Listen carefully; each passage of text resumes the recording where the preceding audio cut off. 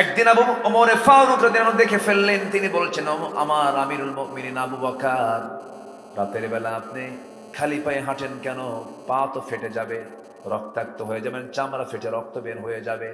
তিনি বললেন, ওমর রে, আমি তো জুতা পায়ে হাঁটতে চাই, কিন্তু খড়ম জুতা পায়ে হাঁটলে পরে আওয়াজ হবে, আর এই আওয়াজে যদি কোনো নাগরিকের কানে যদি চলে যায়, ঘুম যদি ব্যাঘাত হয়ে যায়, কিয়ামতের দিন আমি আবু বকর আসামির কাঠগড়ায় দাঁড়িয়ে তার জবাব দিতে হবে। সুবহানাল্লাহ বলবেন না? আল্লাহু আকবার। কি কথা বলে দিলেন তিনি! দেখেন, আমি যদি জুতা পায়ে হাঁটি, আমার জুতার আওয়াজ, হাঁটার আওয়াজ ঘুমন্ত ব্যক্তির কানে চলে গেলে তার ঘুম যদি নষ্ট হয়ে যায়, কিয়ামতের দিন আমাকে আসামির কাঠগড়ায় দাঁড়িয়ে তার জবাব দিতে হবে।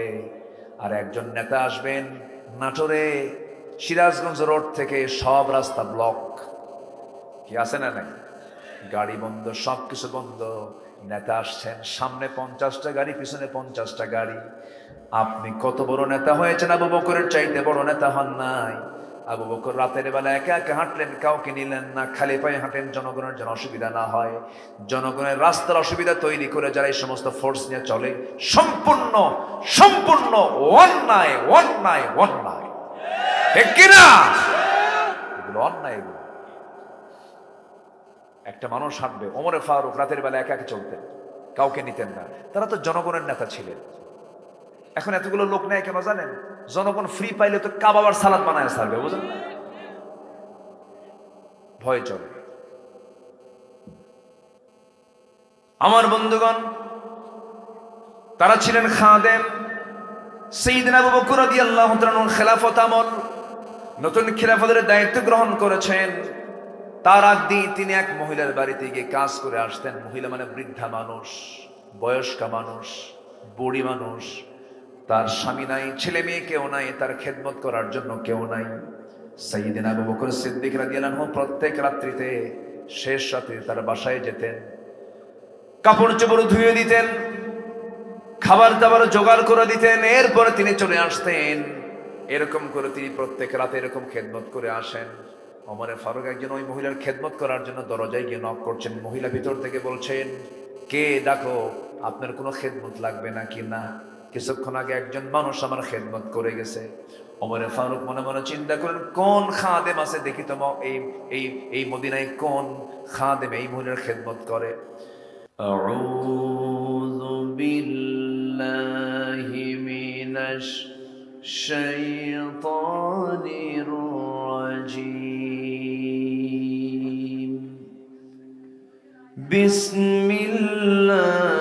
বিসমিল্লাহির রাহমানির রাহিম।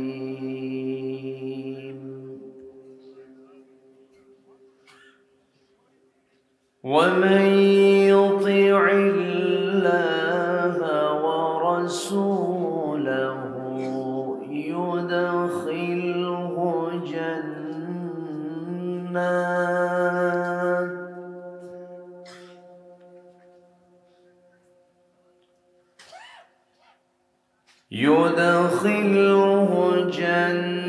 جنات تجري من تحتها الأنهار خالدين فيها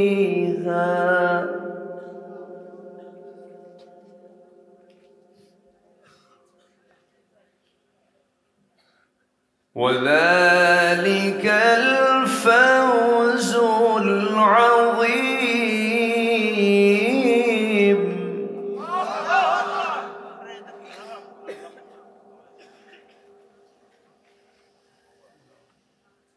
ومن يعص الله ورسوله ويتعد حدوده يدخله نارا خالدا فيها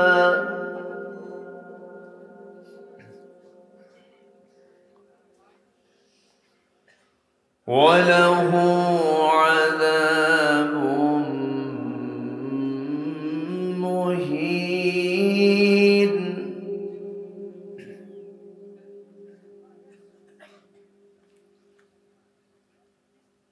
الله أكبر بسم الله الرحمن الرحيم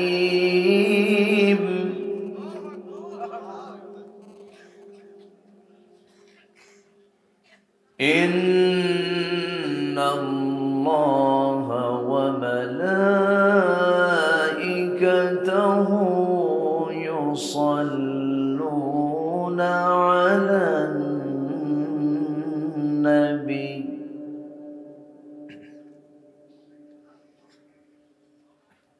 يا أيها الذين آمنوا صلوا عليه وسلموا تسليما اللهم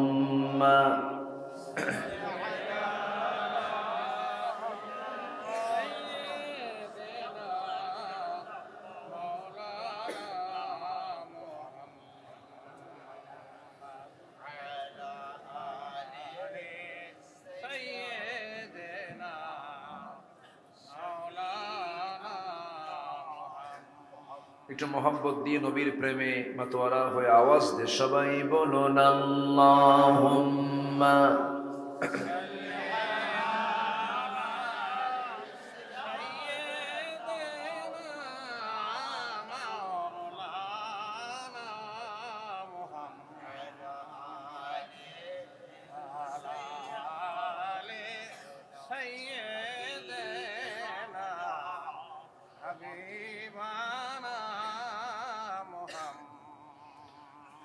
সবাই বলুন বালাগাল উলা বিকামালিহি কাশাফাত তুজা বিজামালিহি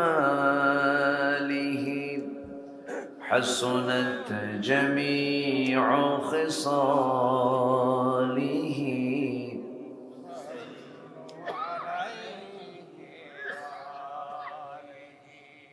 सूरत यूसुफ बिदारी हिकमत लुक़मान मां कारी क़ुरआन बारी ये है दिले सादे माने मां बलगल उला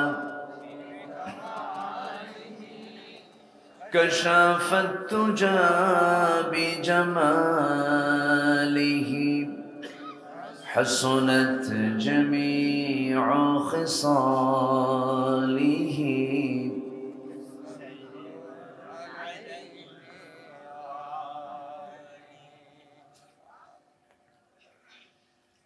آمين কোরআনের সুর মাঝে শুনেছি যে নাম আজানের সুর মাঝেও শুনেছি সে নাম ও নাম শুনেছি আমি আমার হৃদয় হে রাসূল নবীজি তোমায়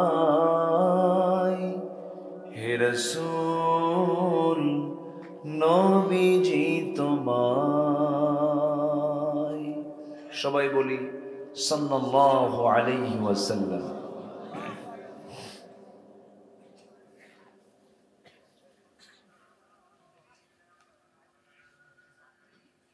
দেশের সর্ববৃহৎ বিল অধ্যুষিত অঞ্চল নাটোর জেলার সিংড়া উপজেলার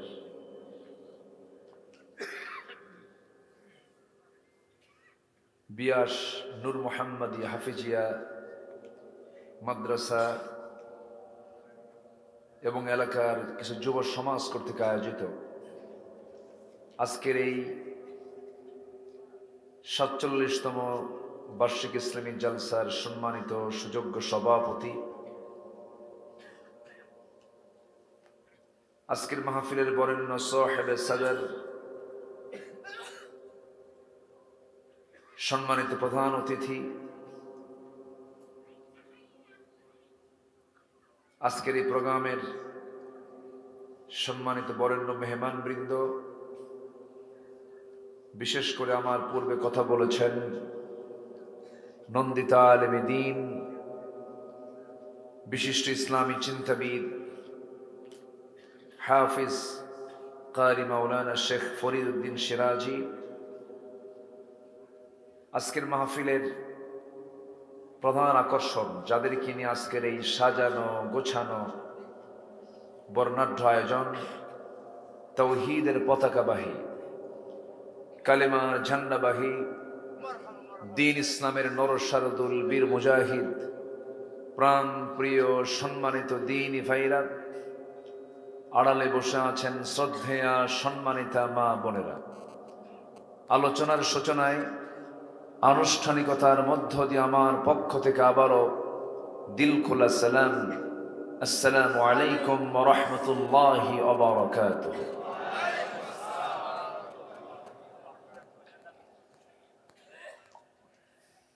সবাই কেমন আছেন?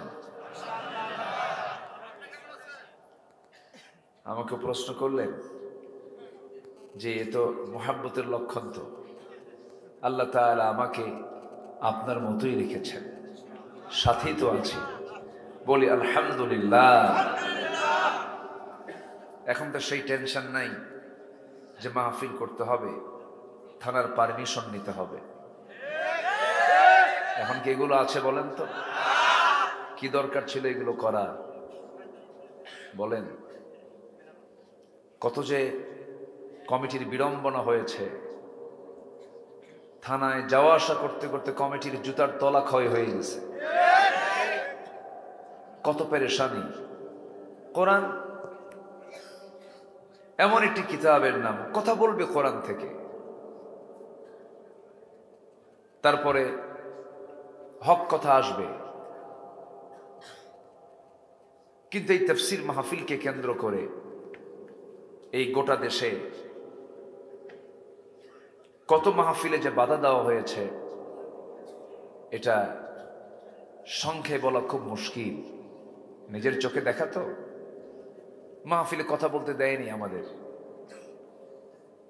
মাহফিলে বসতাম, কিছু কিছু মাহফিলে ডানে বামে সব কিরামুন কাতিবিনরা বসত। বুঝলেন না? কি যে একটা মানসিক একটা প্রেশার, একটা চাপ আমরা লক্ষ্য করেছি। সকল স্বাধীনতা নিশ্চিত করার আগে জাতিকে দিতে হয় কথা বলার স্বাধীনতা। এটা উচিত ছিল, এটা খর্ব করা হয়েছে। যাই হোক,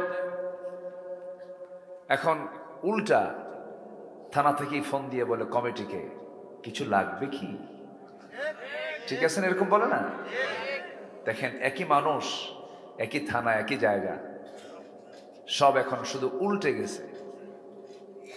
আমি রাজশাহী ডিভিশনের মাননীয় ডিজি মহোদয়, ডিআইজি মহোদয়, মানে বিভাগীয় পুলিশের যিনি প্রধান রাজশাহী জোনের, আমি একটা প্রোগ্রামে আমি তাকে বললাম, ভাইজান এটা আমার একটা মাহফিল আছে, আমার ব্যক্তিগত মাহফিল, আপনাকে আসতে হবে।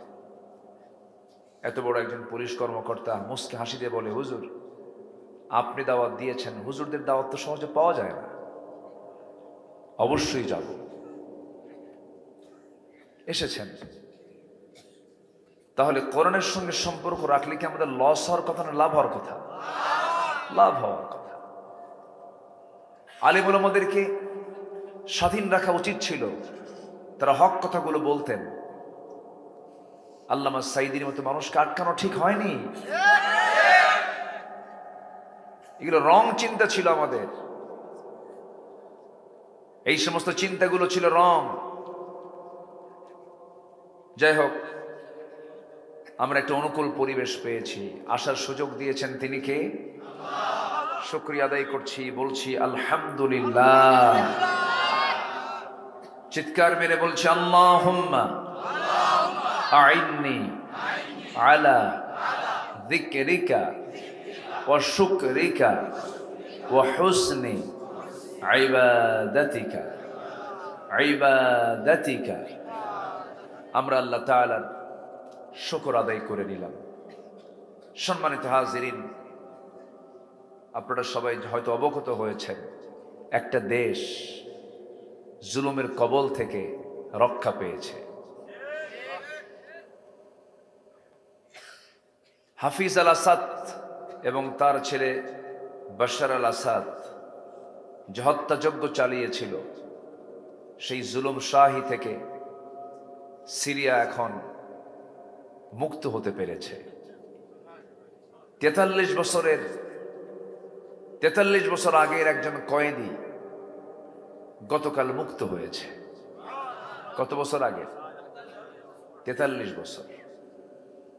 আসলে জুলুম টিকে না, জুলুমের অবসান, জুলুমের একটা পতন কে ঘটিয়ে দেন বলেন তো?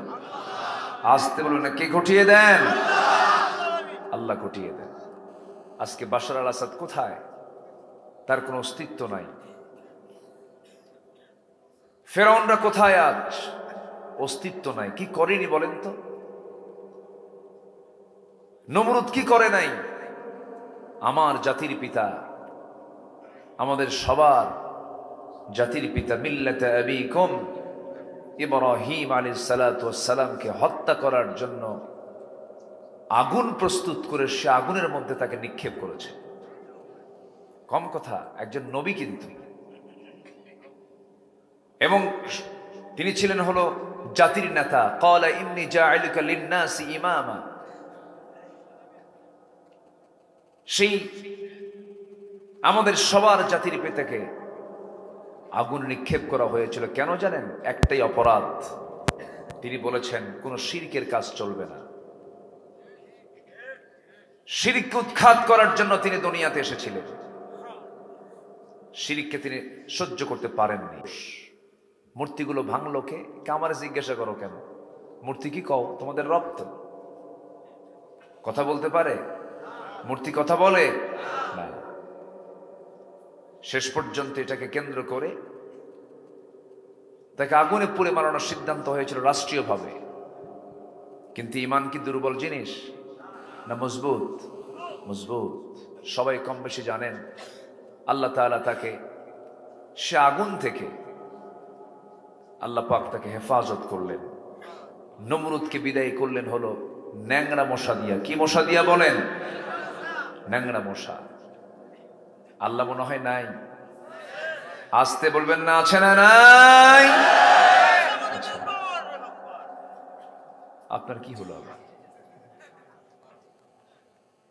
আপনি লাইনে থাকেন, সবাই যেভাবে থাকে সেইভাবেই থাকেন। জি, তোমরা একটু দেখো সামনে খেয়াল টিয়াল করল। হ্যাঁ, আমার দিকে তাকান। তাহলে আমরা ভেবেছিলাম, অনেকে বলতো এরকম, মুরব্বীরা, না মরা পর্যন্ত উপায় নাই, এরকম বলতো না? অনেকে বলতো, কিন্তু আমার কথা কি বুঝতেছেন তো নাকি? এবং তারা ভবিষ্যৎ বলে দিয়েছিলেন 2041 বলছিলেন না? বলছিলেন। কিন্তু প্ল্যানটা মূলত কার থাকে বলেন তো? এই পৃথিবীতে কারো প্ল্যান কি বাস্তবায়ন হয়? প্ল্যান মূলত প্ল্যান আর কে? মূল পরিকল্পনাকারী তিনি কে? আল্লাহ। আল্লাহ রাব্বুল আলামিন বলেন, ইন্নামা আমরুহু ইযা আরাদা শাইআন আন ইয়াকুলা লাহু কুন ফায়াকুন। জোরে বলুন আল্লাহু আকবার। আল্লাহ রাব্বুল আলামিন যখন কোন কাজের সিদ্ধান্ত যখন নিতে চান, সময় লাগে না, শুধু তিনি বলেন কোন হয়ে যাও, সঙ্গে সঙ্গে মাইক্রো সেকেন্ডের আগেও সঙ্গে সঙ্গে তা বাস্তবায়িত হয়ে যায়। জোরে বলি সুবহানাল্লাহ। সময় লাগে না। আল্লাহ রাব্বুল আলামিনের রাজত্ব মূলত কারো নয়, অহংকার কখনো দেখাতে নেই। আমাদের প্রকাশ্য দুশমন যে শয়তান, সেই শয়তান হুকুম কয়টা লঙ্ঘন করেছিল বলেন? মাত্র কয়টা বলেন? কেন লঙ্ঘন করেছিল? তার সবচেয়ে বড় অপরাধ ছিল হলো আকাশ এবং জমিনে এই সর্বপ্রথম যে অপরাধ সংগঠিত হয়েছে তার নাম হলো অহংকার। শয়তানকে বলা হলো আদমকে মেনে নাও। শয়তান বলে ফেললো, কেন মানবো? খালাকতানি মিন নার ওয়া খালাকতাহু মিন তিন, আমাকে বানিয়েছো আগুন দিয়ে, তাকে বানিয়েছো মাটি দিয়ে। এর মধ্যে অহংকার আছে না নাই? অহংকার আছে যার, পতন আছে তার। যখন আপনি কারোর মধ্যে যখন অহংকার দেখবেন, ভাববেন ও মরার সময় হয়ে গেছে, ওর মরার সময় হয়ে গেছে। আপনি নাগরিককে দাম দিবেন না? এদেশের একটা মানুষের কি দাম নাই? সে আপনার মতদর্শ না হতে পারে, আপনার চিন্তা চেতনার না হতে পারে, সে তো দেশের নাগরিক। অবশ্যই তাকে সম্মান দেওয়া উচিত। স্টুডেন্টরা বলল আমাদের অধিকার দিতে হবে। জবাব আসলো, একদম 1 নম্বর নাগরিক তিনি বললেন, রাজাকারের নাতিপুতিরা চাকরি পাবে? এটা কি বিনয়ের কথা না অহংকারের কথা? বলেন তো, বলেন বিনয় না অহংকার? বাপ না হয় অপরাধ করেছে, তাদের দৃষ্টিতে সন্তান কি সেই ঘানি বহাতে হবে? ইসলাম কি এটা বলে? বলে না। ব্যক্তির অপরাধ তো আরেকজনের উপরে চাপায় দেওয়া যাবে না। অহংকার করা যাবে না। অহংকার আসে যার, ধ্বংস হয় তার। আসতে বলবেন না, জোরে বলুন ঠিক কিনা? এই জন্য অবহেলা করতে নেই। পৃথিবীতে সবচাইতে বড় অপরাধ হচ্ছে অহংকার। অহংকার করা যাবে না। দেখেন না, কিছু লোক আছে চেহারার অহংকারও করে, আছে না নাই? রাস্তায় যখন হাঁটে বুক উঁচু করে টান টান করে হাঁটার ভাবসাব দেখে মনে হয় ও মনে হয় দুনিয়াতে নাই, আছে না নাই? আচ্ছা, বুঝায় আমি একখান মাল, তুমি কিচ্ছু না। শুধু লুজ মোশন হওয়া দরকার। এটা 7-8 বার পায়খানায় গেলে বউরও চিনবে না। এই জন্য সম্পদ, দেহ, ক্ষমতা এগুলো নিয়ে অহংকার করতে নেই। অহংকার করবেন একমাত্র তিনি, যিনি আমার কে? তিনি আমার কে? আল্লাহ। তিনি অহংকার করবেন, তার অহংকার মানায়। বান্দার কি অহংকার মানায়? ক্ষমতার চেয়ারে বসলে পাগল হওয়া যাবে না, এটা কঠিন জায়গা। সাইয়েদনা ওমর একটা হাদিস শুনতেছেন, তিনি হাদিস জানতেন। এক সাহাবী হাদিস বর্ণনা করলেন। সেই সাহাবীর মুখ থেকে যখন শুনলেন, যার ভিতরে যাররা পরিমাণ অহংকার থাকবে সে কখনো জান্নাতের গন্ধ পাবে না, জান্নাতে প্রবেশ করতে পারবে না। এই হাদিসটা শোনা মাত্রই সাইয়েদনা ওমর ফারুক শিশুর মতো কান্নাকাটি শুরু করে দিলেন। হাউমাউ করে কাঁদতেছেন, কাঁদতে কাঁদতে গড়াগড়ি দিচ্ছেন, ধুলায় মলিন হয়ে গেলেন। বলা হলো, ওমর এমন করে কান্দেন কেন? তিনি বলছেন, শোনো, লোকে আমাকে খলিফা বলে, লোকে আমাকে আমিরুল মুমিনিন বলে, অর্ধ দুনিয়ার শাসনকর্তা হলাম আমি। আমার যেন কেমন যেন মনে হয় আমার মধ্যে যেন কিছু অহংকার ঢুকছে কিনা জানি না, আমার সন্দেহ লাগে। আমাকে মানুষ শাসক বলে, মাঝে মাঝে আমার কাছে অহংকারী অহংকারী মনে হয় নিজেকে, এই জন্য আমি কাঁদতেছি। এই কথা বলি হাত দুইটা উঁচু করে আসমানমুখী হয়ে বলছেন, আল্লাহ তুমি গোটা দুনিয়ার সমস্ত মানুষের জন্য যদি জান্নাত বরাদ্দ করে একজনের জন্য যদি জাহান্নাম বরাদ্দ রাখো, আমার মন বলে ওই একজন ব্যক্তি জাহান্নামী মনে হয় আমি ওমর ছাড়া কেউ নাই। কথা বোঝা গেল কি? কথা কি বোঝা গেল? ওমর কি জান্নাতের সংবাদ কি মরার আগে পেয়েছেন না মরার পরে পেয়েছেন? আগে। জান্নাতের সংবাদ পাওয়ার পর সেই ব্যক্তি বলতেছেন, এই গোটা দুনিয়ার সব মানুষ যদি জান্নাতে যায় আর একজনকে যদি আল্লাহ জাহান্নাম দেন, আমার মনে হয় আমি ওমর সেই জাহান্নামী লোকটা হব। আর আমার দেশের কিছু দরবার আছে, ওরা জান্নাত বেচে দেয়। মুরিদ আসো, টিকিট নিয়ে যাও, আমার মুরিদ হলে তুমি জান্নাত পেয়ে যাবে। গরু একখান দিয়ে যাবা, বছরে একবার করে। যারা দরবারে গরু পাঠায় তারা আরেক বলদ, আছে না নাই? আচ্ছা, কারো আমলনামা নিয়ে কেউ যেতে পারবে না, যার আমলনামা তাকে নিতে হবে।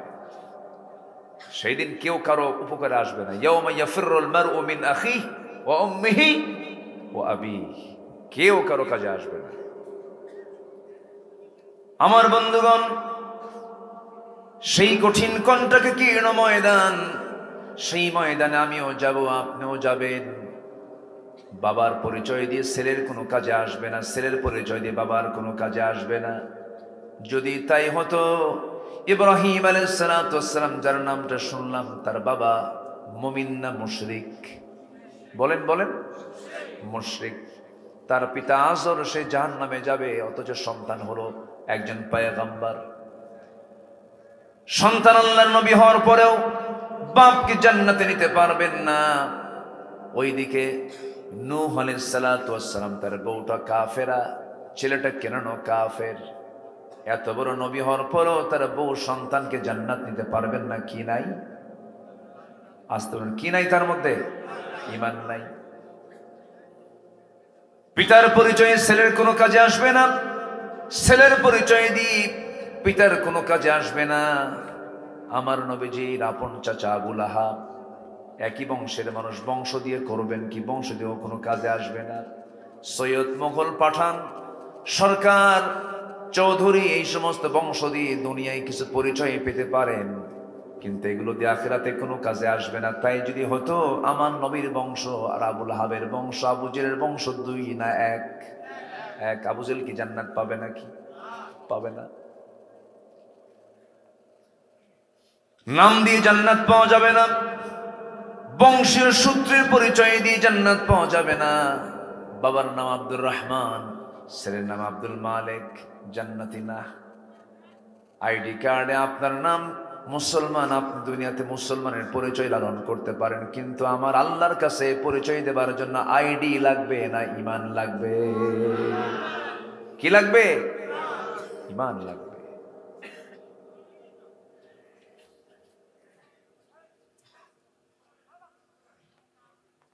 সম্মানিত ভাইয়েরা, দুনিয়াতে আমার নাম আইডিতে আছে, আমি মুসলমান।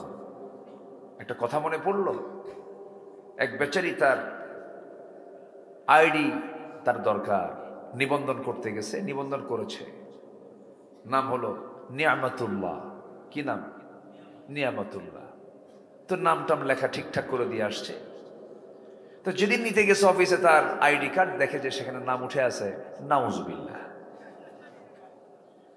কি উঠে আছে বলেন তো? নিয়ামতুল্লাহ কি হয়েছে?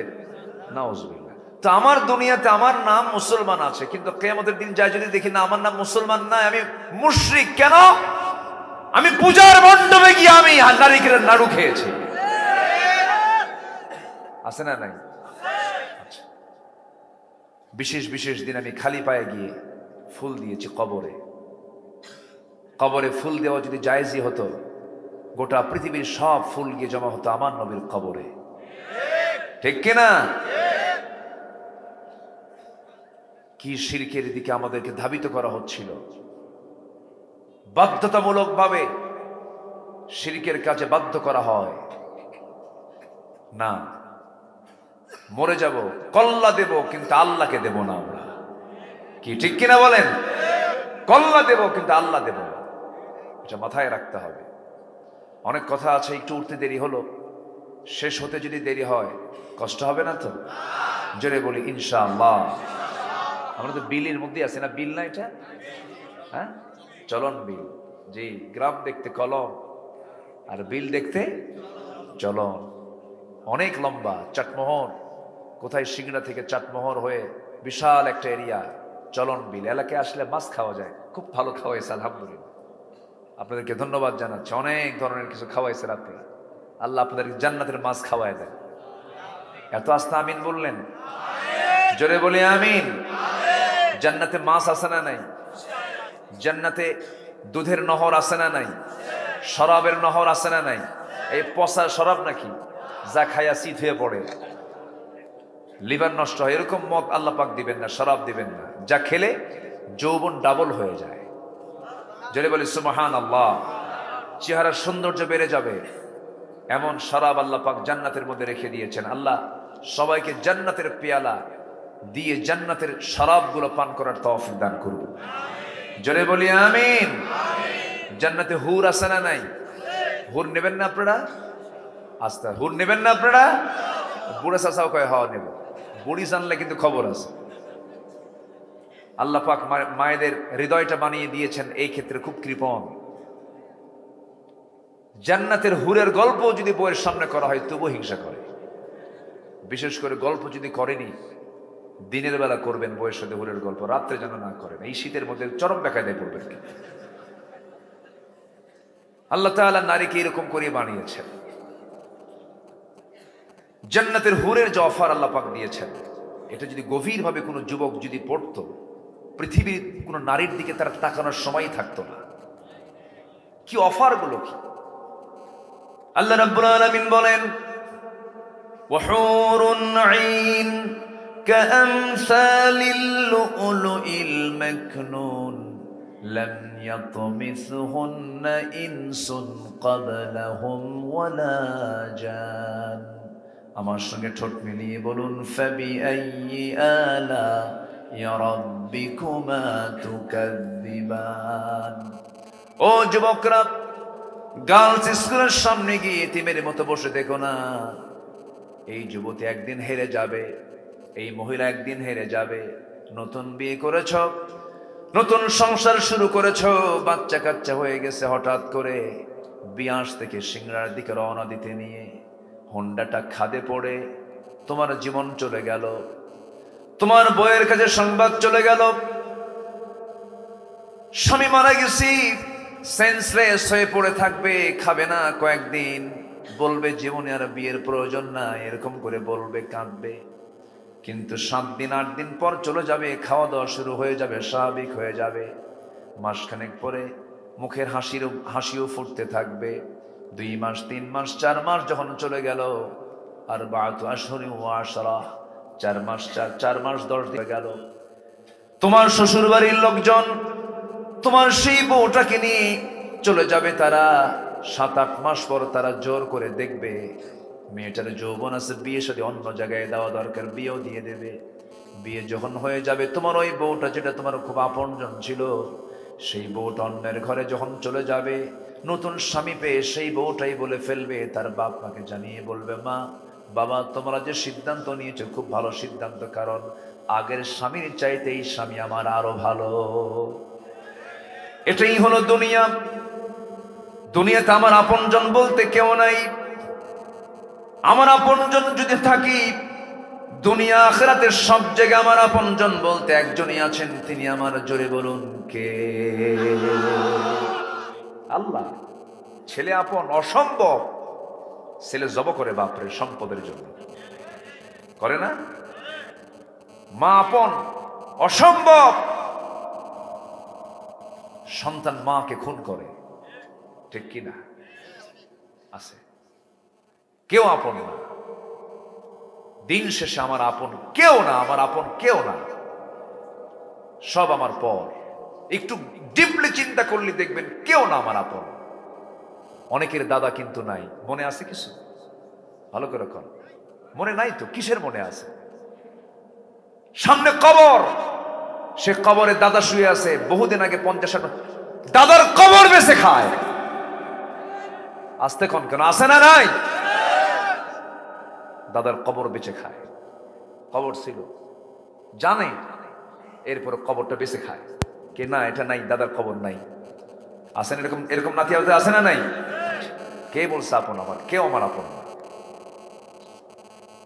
এই জন্য আপন জনের তালাশ করতে হবে। আমার এই সমস্ত ভুয়া সম্পর্ক বলবো আমি, কারণ এই সমস্ত সম্পর্ক হলো অস্থায়ী সম্পর্ক। বউটার সঙ্গে সম্পর্ক এটা আছে ভালো কথা, কিন্তু বউটাকে যখন ভালোবাসবো, কার জন্য বাসবো বলেন? আল্লাহর জন্য বাসবো। স্বামীটাকে ভালোবাসবো, কার জন্য বাসবো? আসিয়া তার স্বামীকে গ্রহণ করেছিলেন, আবার তার স্বামীকে প্রত্যাখ্যান করেছেন, কার জন্য? আল্লাহর জন্য। মোহাব্বত আমার ততক্ষণ, আল্লাহ যতক্ষণ রাজি হবেন। কিন্তু মোহাব্বতে যদি আল্লাহ রাজি না হন, তাকে মোহাব্বত করা যাবে না। আসিয়া আলাইহিস সালাতু ওয়াস সালাম যখন দিন গ্রহণ করলেন, ফেরাউন বলল, আসিয়া শোনো, কি যেন শুনলাম। শুনবেন কেন? দেখেন, লা ইলাহা ইল্লাল্লাহ, স্বামী স্ত্রী কিন্তু।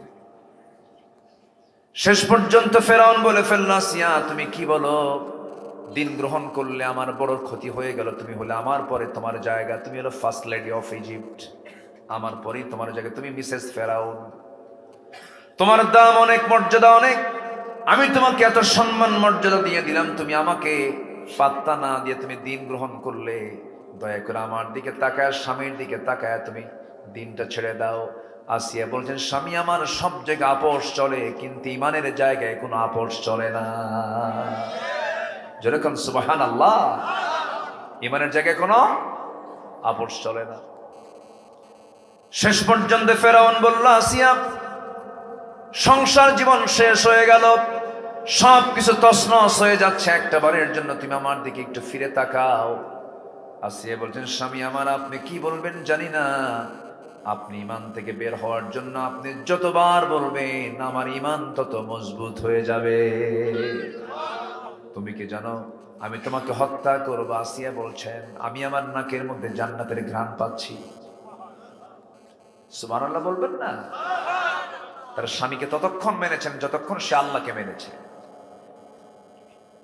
আমি আমার স্ত্রীকে ভালোবাসি, কিন্তু স্ত্রী যদি নামাজ না পড়ে, সেই ভালোবাসা কি কাজ করা উচিত না? তাকে শাসন করতে হবে।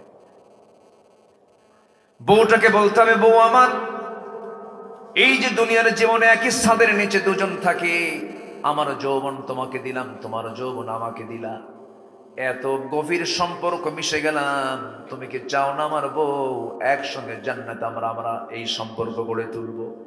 হ্যাঁ চাই। নামাজ পড়ো, পর্দা করো, দিন মেনে চলো।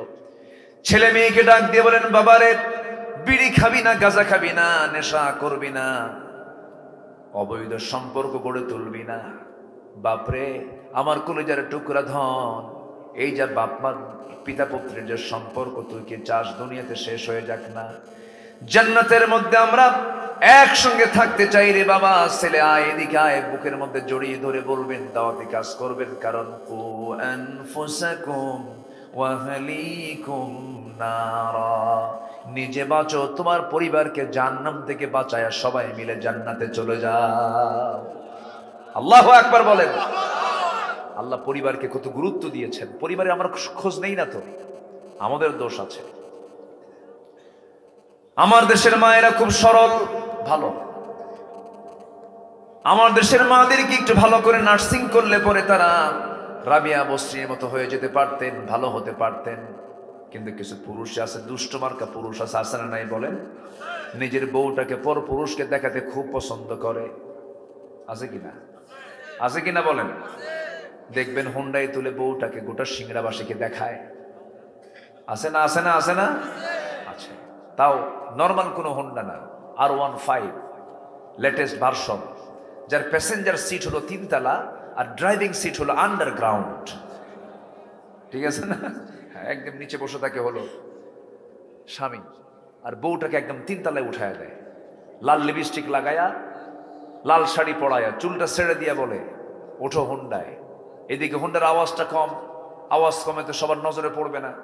যেদিক দিয়ে ধোঁয়া বের হয়, সিলিন্ডার যেটা পাইপ যেটা ওটা সরায় দেয়। এখন আর হুন্ডা না, এখন হয়ে গেছে হেলিকপ্টার। দিল একখান টান, একদম বিয়াস থেকে একদম সিংড়ার চলন বিলের গেট পর্যন্ত এক টানে যখন যাচ্ছে চলে, তখন সবার তো নজর ওইদিকে যাবেই। যাতে কি এরকম করে বউ দেখানো কিছু লম্পট মার্কা স্বামী আছে না নাই? আসতে বলবেন না, আছে না নাই? এগুলো জাহান্নামের কাজ। এগুলো কিসের কাজ? জাহান্নামের কাজ। আমার বন্ধুগণ, আসিয়া আলাইহিস সালাতু ওয়াস সালামের কথা যখন আসলো, এই বলে এই মূল আলোচনার দিকে আস্তে আস্তে চলে যাব। আমাকে সময় দিচ্ছেন তো নাকি আপনারা? খুব ভালো মানুষ আপনারা। হ্যাঁ, ফজর পর্যন্ত, হিয়া হাত্তা মাতলাইল ফজর। আচ্ছা ঠিক আছে, আপনারা থাকবেন, আমি চলে যাব। আমি কি আর মানা করতে পারি আপনাদের? আপনারা থাকতে চাইলে তো থাকতে দিতে হবে। মহতামিম সাহেব, আপনি একটু থাকার ব্যবস্থা করে দিয়ে। খুব ভালো। আলহামদুলিল্লাহ। আমি তো ভয় পেয়েছিলাম যে কুয়াশায় আমি দেখতে পাচ্ছি না, কুয়াশা মোটামুটি কেটে গেছে। বিকালবেলা বৃষ্টি হয়েছে, কিন্তু অনেক জায়গায়। এখানে কি হয়েছে জানি না, বৃষ্টিও হয়েছে। খুব চিন্তায় ছিল কমিটিরা আয়োজন করলে যে কি টেনশন হয়, হার্ট বিট কমে না বাড়ে, খালি বাড়ে। খুব কঠিন দায়িত্ব হোক এই মাহফিল কমিটির উপরে পড়ে যায়। আল্লাহ তুমি তাদের সবকিছুকে সহজ করে দাও, জোরে বলি আল্লাহুম্মা আমিন। সম্মানিত ভাইয়েরা, আসির ইসলাম কি স্বামীর কাছে আপোষ করেছেন? আসতে কয় আপোষ করেছেন? আপোষ করেনি, কারণ ইমানের সাথে কারো আপোষ নাই। শেষ পর্যন্ত আসিয়া বলে ফেলেন, স্বামী আমার, আমি জানি আপনি আমাকে হত্যার হুমকি দেখাচ্ছেন, কোনো টেনশন নাই, মরে যাব আমি। জল্লাদ সামনে রেডি হয়ে গেল, করাত দিয়ে তার শরীরটা দুভাগ করে ফেলবে। জল্লাদ সামনে করাত নিয়ে দাঁড়ায় গেছে। করাত যখন কপালে ঠেকায় দিয়েছে, তখন আসিয়ার চোখে পানি চলে আসছে আল্লাহর ভয়ে। আল্লাহকে বলে, আল্লাহ, আমার কপালে করাত লেগে গেছে, আমি দুনিয়া থেকে মনে হয় বিদায় হয়ে যাব। এমন সময় আসিয়া একটা দোয়া করেছিলেন, যে দোয়াটা 4000 বছর আগের দোয়া। সেই দোয়াটা আল্লাহ রাব্বুল আলামিন কোরআনে কারীমের মধ্যে কোট করেছেন, যেন আমরাও সেই দোয়াটা পড়ি, সেই দোয়াটা করি। কি সুন্দর দোয়া দেখেন, এত সুন্দর দোয়া পৃথিবীর কোনো ব্যক্তি পড়তে পারে নাই। সোজা কথা হুবহু ইমরাতে ফিরাউনের আসিয়ার দোয়াটা হুবহু আল্লাহ রাব্বুল আলামিন কোরআনের মধ্যে তুলে ধরলেন। তিনি কি দোয়া করেছেন? রব্বি বিনিলি ইনদাকা বাইতান ফিল জান্নাহ ওয়া নাজ্জিনি মিন ফিরআউনা ওয়া আমালিহি। আল্লাহ, তুমি আমাকে ফিরআউনের অত্যাচার থেকে বাঁচাও। আল্লাহ, তুমি আমাকে আমার জন্য বানিয়ে দিবে, রব্বি বিনিলি, আমার জন্য বানায় দিবে, ইনদাকা, তোমার কাছে, ও আল্লাহ তোমার কাছে, বাইতান, একটা ঘর, ফিল জান্নাত, জান্নাতের মধ্যে। আল্লাহ, বড় জান্নাত চাই না, বেশি ঘরও চাই না, তুমি আমাকে ছোট্ট একটা ঘর দিবা। সেই ঘরটা হতে হবে তোমার ঘরের দেওয়ালের সাথে। যেরকম সুবহানাল্লাহ। আসিয়া আল্লাহকে দূরে রেখেছেন না কাছে রেখেছেন? আমরা আল্লাহকে দূরে রাখবো না কাছে রাখবো? আমার সবচেয়ে বড় সাক্ষী কে?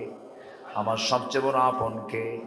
আমি আল্লাহকে সবচেয়ে বেশি আপন মনে করি। কোনোদিন আমার দ্বারা কি কোনো গুনাহ হবে নাকি? কোনো পাপ হবে নাকি? পাপ লজ্জা হয়ে যাবে, আল্লাহ তুমি তো আমার দেখে ফেলবা, এই পাপ করা যাবে না।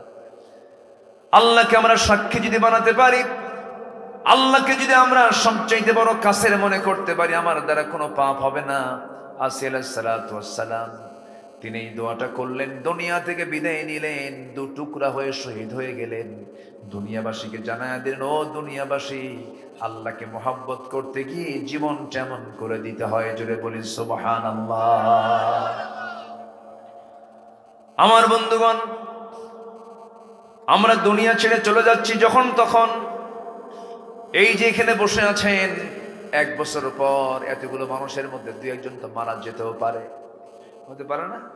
আমিও যেতে পারি, আপনিও যেতে পারেন। আজ থেকে 100 বছর পর কেউ কি থাকবো নাকি আমরা? আজ থেকে 100 বছর আগের মানুষ কি দুনিয়াতে আছে নাকি? ম্যাক্সিমাম তো সব চলেই গেছে। আজকে সকালবেলা সংবাদ আসলো আমার কানে, আমার সবার ছোট চাচা যান, সবচেয়ে ছোট কাকা যিনি, ছোট চাচা যান, স্ট্রোক করেছেন। স্ট্রোক করে হসপিটালে ভর্তি হয়েছেন, বুকের মধ্যে ধক করে উঠল, হারে এই তো মানুষের জীবন। হসপিটালে আছেন, মিনি স্ট্রোক করেছেন, কথাগুলো এলোমেলো হয়ে যাচ্ছে, শিশুর মতো হয়ে যাচ্ছে। আমার বন্ধুগণ, যে আমরা দাপটগুলো দেখাই, আমরা যে অহংকারগুলো দেখাই, মুহূর্তের মধ্যে সব চূর্ণ করে দিতে পারেন তিনি আমার কে? আমার বন্ধুগণের জন্য, আখিরাতের জন্য আমরা কিছু পাথেয় সংগ্রহ করব। ফেরাউন কি সমস্যা? কোথায়? ও রাস্তায়, না রাস্তায়। হ্যাঁ, আল্লাহু আকবার। লোকগুলো এত ভালো, আমি তো খুব খুশি হচ্ছি। এত রাত হয়েছে, কেউ তো নড়াচড়া করে না। বাড়ি যাবেন না আপনারা? আজকে মনে হয় আমার এই বছর একটা রেকর্ড দেখলাম যে এ পর্যন্ত একটা লোক ওঠে নাই। হ্যাঁ, এটা একটা কিন্তু বিশাল সৌন্দর্য আপনাদের, বলি আলহামদুলিল্লাহ। এখানে একটা ডায়াবেটিসের রোগীও মনে হয় নাই। থাকবে কেমনে বলে? এই চলন বিলে, এই বিশাল বিল, হাঁটা ছাড়া উপায় আছে? আর হাঁটলিকে ডায়াবেটিস কাছে আসে নাকি? আসে না। বলি আলহামদুলিল্লাহ। এই যে মুরব্বী বসে আছেন, কোনো নড়াচড়া নাই, আছে, কোনো টেনশন নাই। শীতের রাত, চাপ তো একদিকে থাকে, ঘাম ঘুম তো নাই, নিম্নচাপ তো লেগেই থাকে, তাও তো নড়াচড়া নাই, কত সুন্দর বসে আছেন। বলি আলহামদুলিল্লাহ, অনেক ভালো। আমরা সময় দিচ্ছি তো, আমরা সময় দিচ্ছি তো ইনশাআল্লাহ। আচ্ছা, আমরা কি জান্নাত পেতে চাই না? সবাই কি জান্নাত পেতে চাই? তাহলে টিকিট কাটতে হবে কিসের? জান্নাতের। বলেন কিসের? বলেন বলেন বলেন। সেই টিকিটটা পাওয়া যাবে কোথায়? কোন কিতাবে পাওয়া যাবে? কোরআন থেকে টিকিটটা নিয়ে নিতে হবে, নিয়ে সঠিক গন্তব্যে যেতে হবে। আপনি টিকিট কেটেছেন ট্রেনের, নাটোর থেকে যাবেন ঢাকা, কিন্তু ট্রেনের টিকিটটা কাটা আছে হলো চিলমারি, কুড়িগ্রাম। আপনার ট্রেন কি ঢাকা যাবে? যাবে না। টিকিট সঠিক করতে হবে। আর টিকিট সঠিক না বেঠিক হলো এটা প্রমাণ করে দিবে কোন কিতাব? কোরআন। কোরআনটা জানার দরকার আছে না নাই? আসতে বলবেন না, আছে না নাই? সকল শেখার আগে কি শিখবো আমরা? কোরআন শিখবো। শুধু এই কোরআন না শেখার কারণে আমার দেশে চোর বাটপার বেড়েছে। আপনার ছেলে হাফেজ যদি হতো, আমার দেশের এমন শিক্ষা ব্যবস্থা যদি থাকতো যে হাফেজ ইঞ্জিনিয়ার, হাফেজ ডাক্তার, হাফেজ জজ, হাফেজ এসপি, হাফেজ ডিসি, দেশটা জান্নাতের টুকরা হয়ে যেত। তাহলে প্রথম শেখা কি দরকার? কি দরকার? কি দরকার বলেন? কোরআন দরকার। পদ্মা সেতুর মতো একটা বিশাল, একটা বড় প্রজেক্ট আমার দেশে সম্পূর্ণ হয়েছে বিগত সরকারের আমলে, প্রশংসার দাবি রাখে। পদ্মা সেতুর উদ্বোধনে বাংলাদেশের কত ভালো ভালো হাফেজ আছে, যাদের তেলাওয়াত শুনে কাবা শরীফের ইমামরা কান্দে। কাবা শরীফের ইমামরা কান্দে যাদের তেলাওয়াত শুনে। হাফেজ জাকারিয়া, সালেহ আহমদ তাকরিম, নাজমুস সাকিব, আমি এদেরকে আমার এক মাহফিলে দাওয়াত দিয়েছিলাম। তেলাওয়াত গুলো কি যেন ওহী নাজিল হচ্ছে, কোরআনের যেন আল্লাহ পাক ওহী নাজিল করতেছে। কোরআনের সুর হচ্ছে পৃথিবীর শ্রেষ্ঠ সুর। কোরআন সহি করে পড়া ফরজ, অথচ পদ্মা সেতুর উদ্বোধনে কোনো হাফেজকে দাওয়াত দেয়নি, কোনো কারি সাহেবকে দাওয়াত দেয়নি। বিসিএস ক্যাডার একজন সূরা রহমান তেলাওয়াত করতেছে, শয়তানও কয় ওর তোর আমার তেলাওয়াত ভালো আছে। জানেন না? আপনারা জানেন না?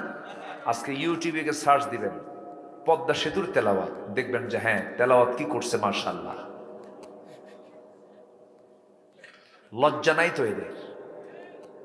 লজ্জা থাকলে কি এগুলো করতো বলেন? আল্লামা সাঈদী, আমার বুকটা ফেটে যায় জানেন। কি সম্পদটা, কি সম্পদটা আমরা হারিয়েছি। কত অবাধ্য সন্তান তার ওয়াজ শুনে মার পা ধরে মাপ চেয়ে বলছে, মা ভুল করছি, সাঈদীর ওয়াজ শুনলাম, আর তোমার সঙ্গে জীবনে বেয়াদবি করব না। কত আদব পেয়েছে তার ওয়াজ শুনে মানুষ, কত পথ হারা পথ পেয়েছে। একটা আদর্শ নাগরিক তৈরির তিনি ছিলেন একটা ম্যাজিক। তার বক্তৃতার কি প্রভাব ছিল। 13টা বছর তাকে অযথা, কোনো কারণ নাই, উনি আল্লাহর নামের কসম খেয়ে বলেছেন 1971 সালের কোনো কাদা বাবালি আমার গায়ে লাগে নাই, কসম করেছেন তিনি, কোনো প্রমাণও পায়নি। সম্মানিত বন্ধুগণ, সম্মানিত ভাইয়েরা, সেই লোকটাকে 13টা বছর কষ্টে রেখে শেষ পর্যন্ত পরিকল্পিতভাবে সাজানো নাটক তৈরি করে সুস্থ মানুষকে জেলখানা থেকে বের করে হসপিটালে ভর্তি করায়া চিকিৎসার নামে পয়জনিং করে, বিষ প্রয়োগ করে আবু হানিফা রাহমাতুল্লাহ আলাইহির মতো তাকে দুনিয়া থেকে বিদায় করে দেওয়া হয়েছে। আমরা তাফসীর মাহফিলের এই প্ল্যাটফর্ম থেকে, এটা তারই তৈরি করা প্ল্যাটফর্মের একটা অংশ, এই দেশে তাফসীরুল কোরআন মাহফিল এই নামটা উনি চালু করেছেন প্রথম। ওনার যে অবদান, সেই লোকটাকে দুনিয়া থেকে বিদায় করলো যারা, এই তাফসীর মাহফিলের প্ল্যাটফর্ম থেকে সুস্পষ্ট ভাষায় জানান দিতে চাই, অবিলম্বে ওই হত্যাকারীদের গ্রেফতার করে চূড়ান্ত শাস্তি নিশ্চিত করা হোক। রাজি আছেন কারা কারা? হাত উঁচু করে দেখান মুসলমান।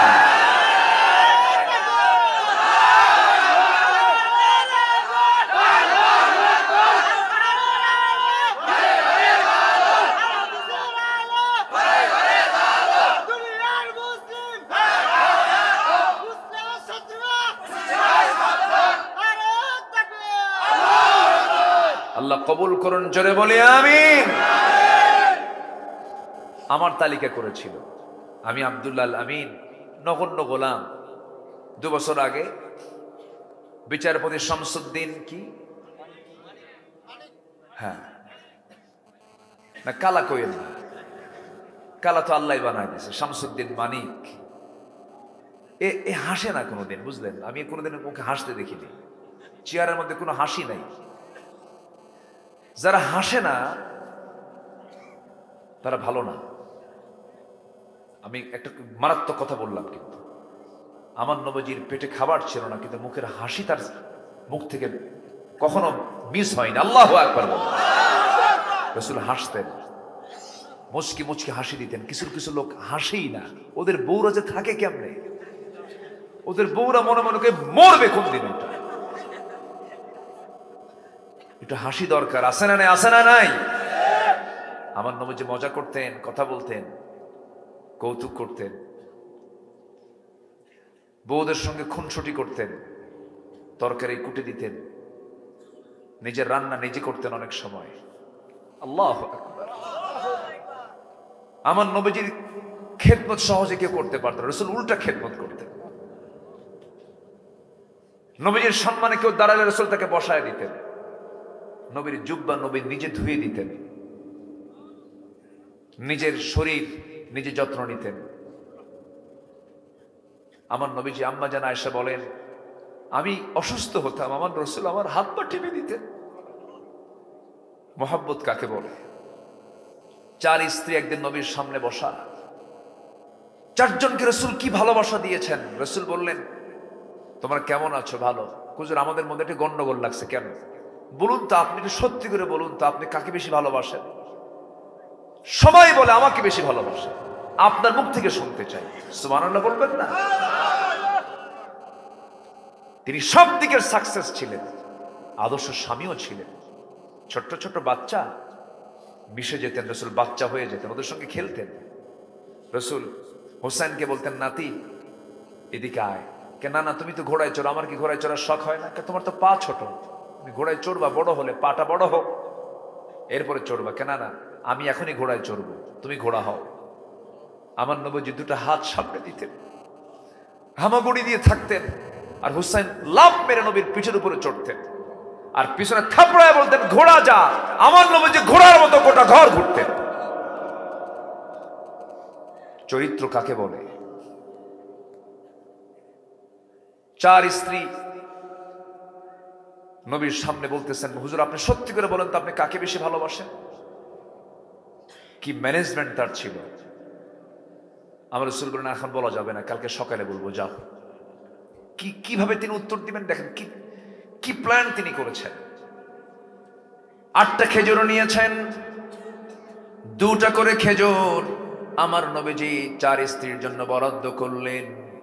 প্রথম স্ত্রীর ঘরে ঢুকলেন, আম্মা জান আয়েশার ঘরে ঢুকে বলছেন, আয়েশা রে, আমি তোমাকে দারুণ ভালোবাসি, এই 2টা খেজুর তোমাকে দিয়ে গেলাম, আর তোমাকে বলে যাচ্ছি তোমাকে খুব বেশি ভালোবাসি, কিন্তু এই কথা যেন অন্য কোনো স্ত্রীর কানে না যায়।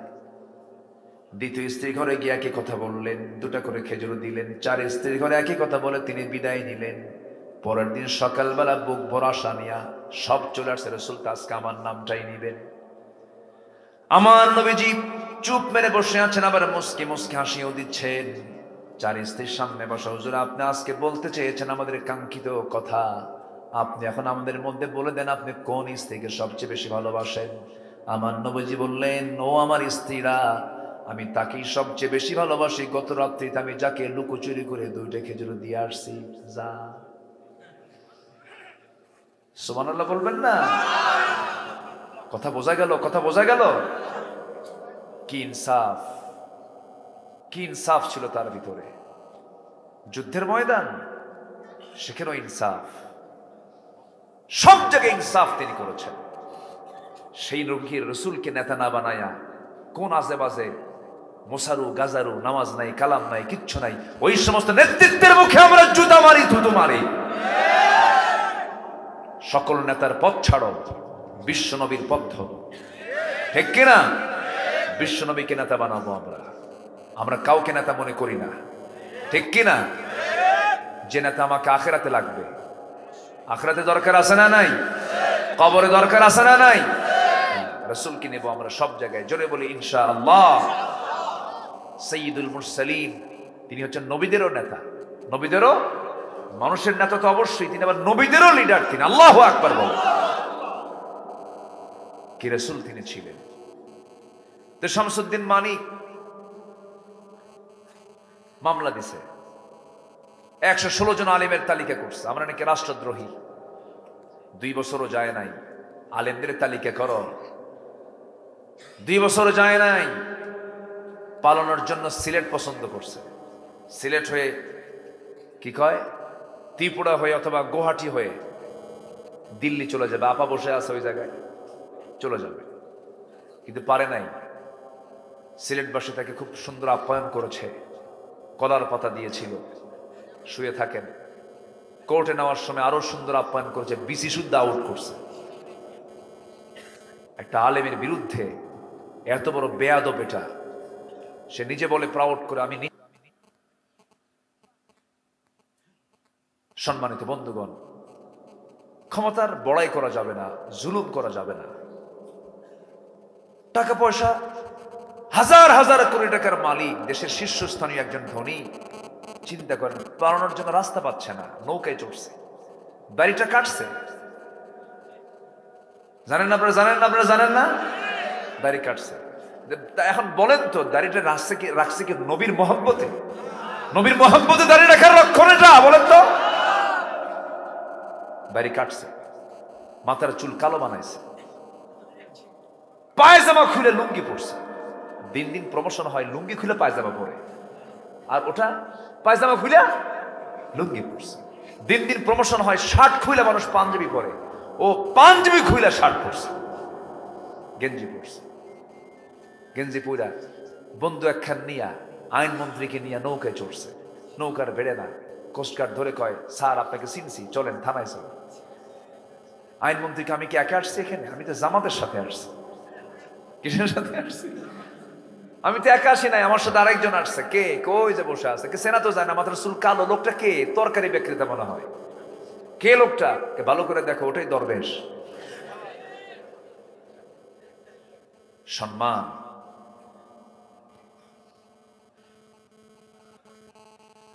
মুনাফিককে আল্লাহ পাক ছাড়েন না, ঠিক কিনা বলেন? মুনাফিককে ছাড়েন আল্লাহ, মুনাফিককে ছাড়েন। আমরা ইমানদার হব, জোরে বলি ইনশাআল্লাহ, জোরে বলি ইনশাআল্লাহ। এই জীবন কয়বার? পৃথিবীতে কয়বার? একবার। জীবনটাকে সাজাবো, কোরআনের রঙে রঙিন হব আমরা, জোরে বলি ইনশাআল্লাহ। আল্লাহ কবুল করুন, জোরে বলে আমিন। অনেক কথা জমা হয়ে আছে, সময়টা কম পেয়েছি, আমি একটু আগে উঠতে চাই। আমরা মাদ্রাসারও কালেকশন এসে উঠতে চাইছিলাম, যাক সমস্যা নাই। আপনারা অভ্যস্ত মনে হচ্ছে, আপনারা গোটা রাত থাকতে পারবেন, এটার হিম্মত আপনাদের আছে মনে হয়। বলি আলহামদুলিল্লাহ। এশার নামাজ হয়েছে তো না? কালকে হবে না ইনশাল্লাহ? বললেন যে ফজর নামাজ হবে তো? ফজর নামাজ হবে, জোরে বলি ইনশাআল্লাহ। যার নামাজ নাই তার চরিত্র নাই, যার নামাজ নাই সে কোনোদিন প্রকৃত মুমিন হতে পারে না। শোনেন, এই দেশে নামাজি বেশি না বেনামাজি বেশি? এর জন্য দোষ কার বলেন? হ্যাঁ, আপনার দোষ নাই না? দেখছেন, সব দোষ সরকারের। নিজে পড়লাম না নামাজ, দোষ দিয়ে রাখছে আরেকজন।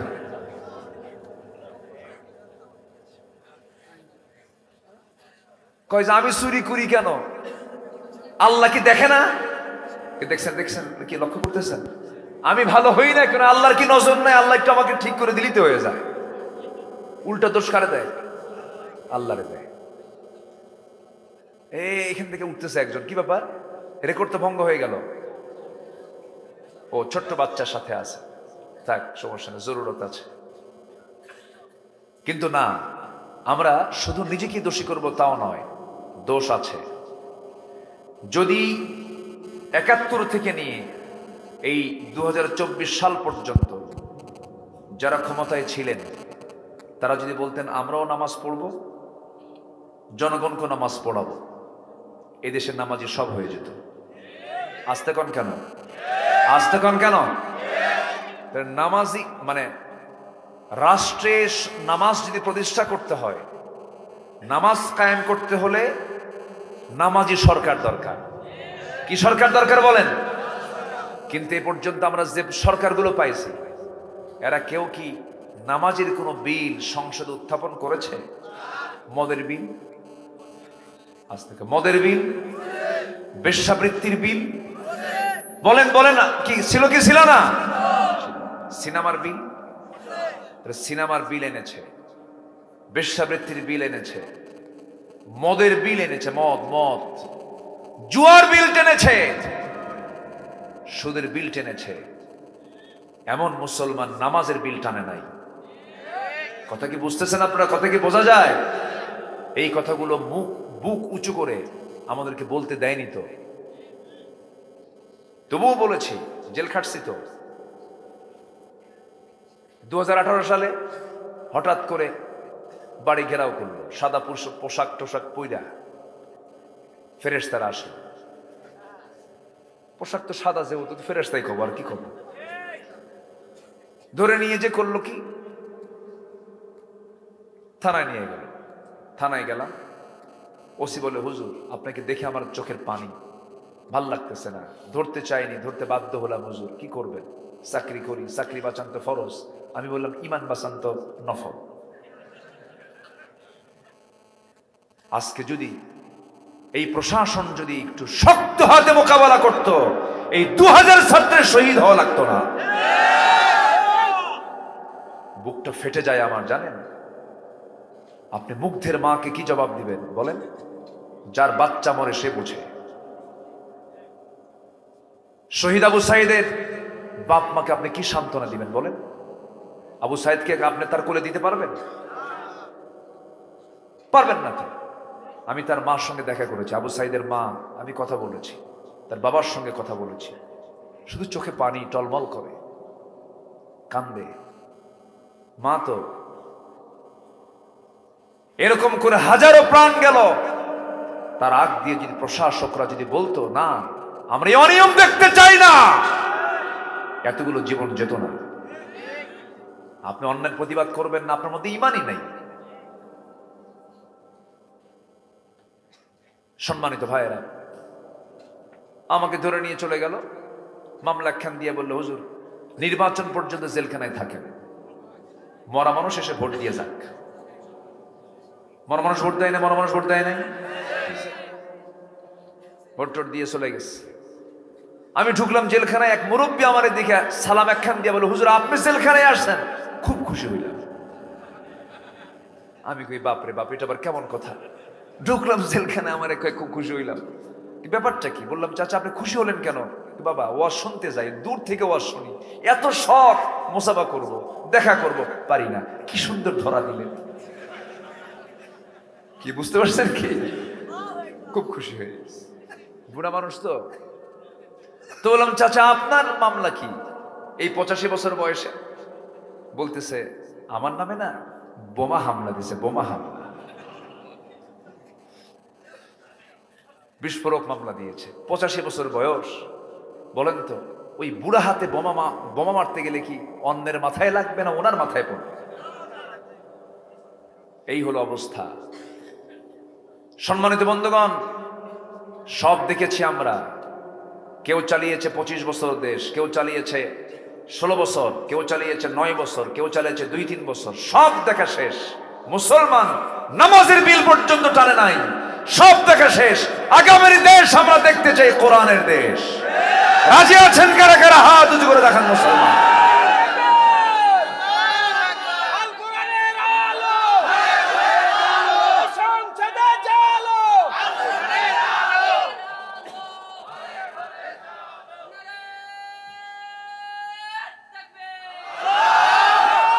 আল্লাহ কবুল করুন, জোরে বলি আমিন। সূর্য আমাদের ক্ষতি করে না কল্যাণ দেয়? সূর্য আমাদের ক্ষতি করে না উপকার করে? সূর্যের ক্ষতি পাই না উপকার পাই? ওই সূর্যের রবকে, ওই চাঁদের রবকে, এই কোরআন কে নাজিল করেছেন? এটার কি ক্ষতি হবে? এটা আসলে কি ক্ষতি হবে? জাতিকে এটাই বুঝান গেল না। জাতি বিড়ি পাইলে ইমান বেছে, বিড়ি পাইলে কি বেছে? ইমান বেছে। বিড়ির কাছে ইমান শেষ। হাইয়ে বিড়ি খায় জাতি, ওরে বাপরে বাপ। শীত আসলে আরো বেসামাল হয়ে যায়, প্রতি টানে তৃপ্তি আনে, এক টানে ধোয়া 3 তালা আছে না? নাই আছে, খায়, চরম খাওয়া খায়। অর্থমন্ত্রীরাও এই 53 বছরে প্রত্যেকটা বাজেটই বিড়ির দাম বাড়াইছে, কিন্তু ধন্যবাদ তাদেরকে। প্রত্যেক বাজেটই বিড়ির দাম বাড়ে। যারা বিড়ি খায় তারা কয় প্রয়োজনে বাড়ি বেচে খামু, তুই বাড়া। ঠিক আছে না চাচা?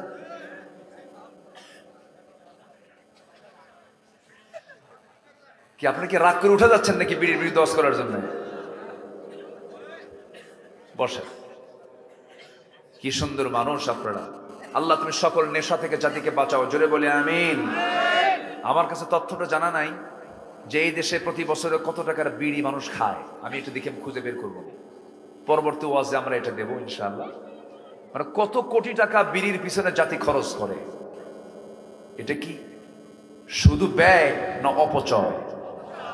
আল্লাহ মনে হয় হিসাব নেবে না। আল্লাহ মনে হয় হিসাব নেবে না। আল্লাহ হিসাব নেবে না। আপনি ধোঁয়া দিয়ে উড়ায় দিবেন টাকা, আর আল্লাহ আপনাকে ধরবে না। সুম্মা লাতুসআলুন্না ইয়াওমাইযিন আনিন নাঈম। আপনি আল্লাহ দিবেন আপনাকে ফ্রেশ লাঞ্চ, আপনি বিড়ি খেয়ে লাঞ্চ পচায় ফেলবেন, দোষ আল্লাহ।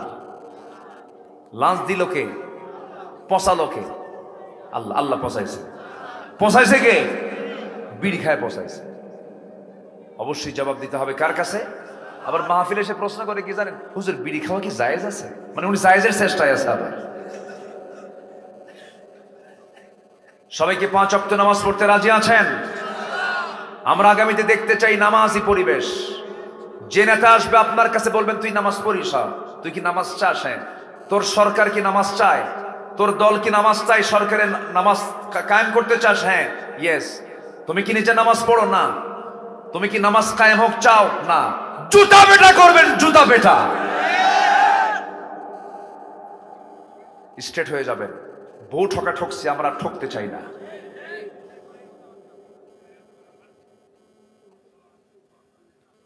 হ্যাঁ, বাস। আল্লাহ কবুল করুন, জোরে বলি আমিন। 5 ওয়াক্ত নামাজ পড়বেন কারা কারা? একটু হাত তুলে দেখেন দেখি। জোরে বলি ইয়া আল্লাহ, ইয়া রহমান। আমাদেরকে 5 ওয়াক্ত সালাত আদায় করার তৌফিক তুমি আল্লাহ দিয়া দাও। জোরে বলি আমিন। আরো জোরে আমিন, আরো জোরে আমিন। হাত নামান। কষ্ট পেলেন? বাড়িতে মা বোন আছে না নাই? তাদেরকে নামাজ পড়াবেন। জোরে বলি ইনশাআল্লাহ। বৃষ্টি আসতেছে নাকি? কুয়াশা। আমরা ইবাদত করি, আমাদের ইবাদত গুলো যায় কোথায় জানেন? সুদ খায়া শেষ করে। কি খায় শেষ করে বলেন? সুদ। সুদ কি সিংড়ায় আছে? না। সুদ আছে? এই সময় কেউ উঠবেন না, যে উঠবে ভাববে ওঠে সুদ খায়। বসেন। এই তো আর কিছুক্ষণ, আমি আর কিছু সময় শুধু ফিনিশিং দেব, একটু বসেন না, কেউ উঠবেন না। সুদ ওয়াজ করে কোনোদিন বন্ধ হবে বলেন তো? আইন করে বন্ধ করতে হবে। রাষ্ট্রীয়ভাবে সুদ আছে, সেই সুদ রাষ্ট্রীয়ভাবে উঠে দিলেই সমাজ থেকে সুদ শেষ। যে সুদের কারবার করে পুলিশ থেকে খুঁজে বের করবে, ঠিক কি না? সুদের কারবার করলে পর ইবাদত কবুল হবে না। এত দোয়া করি, দোয়াগুলো যায় কোথায়? যে বান্দার মুখ থেকে মিথ্যা কথা বের হয় না, তার দোয়া আল্লাহ রাব্বুল আলামিন কবুল করবেন। মুখটাকে পবিত্র রাখবো আমরা, মিথ্যা কথা না বলে মুখটাকে পবিত্র রাখবো আমরা। মূল আলোচনার বিষয় যেখান থেকে আমি তেলাওয়াত করেছি, আল্লাহ রাব্বুল আলামিন বলছেন, বান্দারে তুমি যে এত ইবাদত করো, তোমার কোন ইবাদত আমি আল্লাহর দরবারে কবুল করব না তুমি যদি 10টা ভুল 10টা অপরাধ যদি তোমার জীবন থেকে না মাইনাস করে। নাম্বার 1 হলো মুনাফিকি বাদ দিয়ে দাও। কি বাদ দিয়ে দাও বলেন? মুনাফিকি বাদ দিয়ে দাও। মুনাফিক তারা যারা মিথ্যা কথা বলে, যারা ওয়াদা ভঙ্গ করে, যারা আমানতের খেয়ানত করে, যারা বেফাস কথাবার্তা বলে, খালি বলে কথা হইলি বলে খেলা হবে। কইছে না খেলা হবে। এটা কি ভালো কথা না বেফাস কথা বলেন তো? এটা কি কোনো বিজ্ঞ ব্যক্তির কথা এটা হতে পারে? একটা ওয়েটফুল মানুষের কথা কি এটা হতে পারে? বলে খেলা হবে। কই লোকই তো নাই। বেকুফ এগুলো। যারা বেফাঁস কথাবার্তা বলে, যারা মিথ্যা কথা বলে, যারা ওয়াদা ভঙ্গ করে, যারা আমানতের খেয়ানত করে, তারাই হলো মুনাফিক। তারা হলো মুনাফিক। চিন্তা করে দেখুন, অর্ধ দুনিয়ার শাসনকর্তা ওমরের কথা আমরা বলছিলাম, আবু বকরের কথা আমরা বলছিলাম। কি শাসক তারা ছিলেন, কি তাদের মধ্যে সততা কাজ করেছে। একটু কান দিয়া হৃদয় দিয়ে শোনার চেষ্টা করুন। তাদের মধ্যে কি ইখলাসটা ছিল? কোনো মুনাফিকি ছিল না। সাইয়েদনা আবু বকর রাদিয়াল্লাহু তাআলা আনহু রাতের বেলা খালি পায়ে হাঁটতেন। কি পায়ে? খালি পায়ে হাঁটতেন। তাও পাথরের রাস্তা। কিসের রাস্তা বলেন? চোকা চোকা পাথর থাকতো রাস্তায়, খালি পায়ে হাঁটতেন। একদিন আবু ওমর ফারুক রাদিয়াল্লাহু আনহু দেখে ফেললেন। তিনি বলছেন, আমার আমিরুল মুমিনিন আবু বকর, রাতের বেলা আপনি খালি পায়ে হাঁটেন কেন? পা তো ফেটে যাবে, রক্তাক্ত হয়ে যাবেন, চামড়া ফেটে রক্ত বের হয়ে যাবে।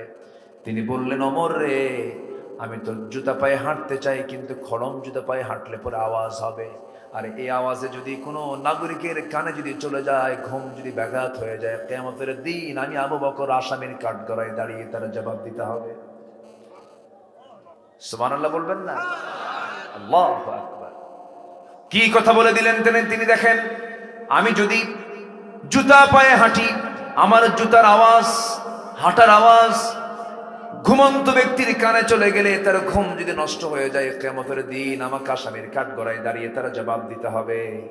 আর একজন নেতা আসবেন নাটোরে, সিরাজগঞ্জ রোড থেকে সব রাস্তা ব্লক। কি আছে না নাই?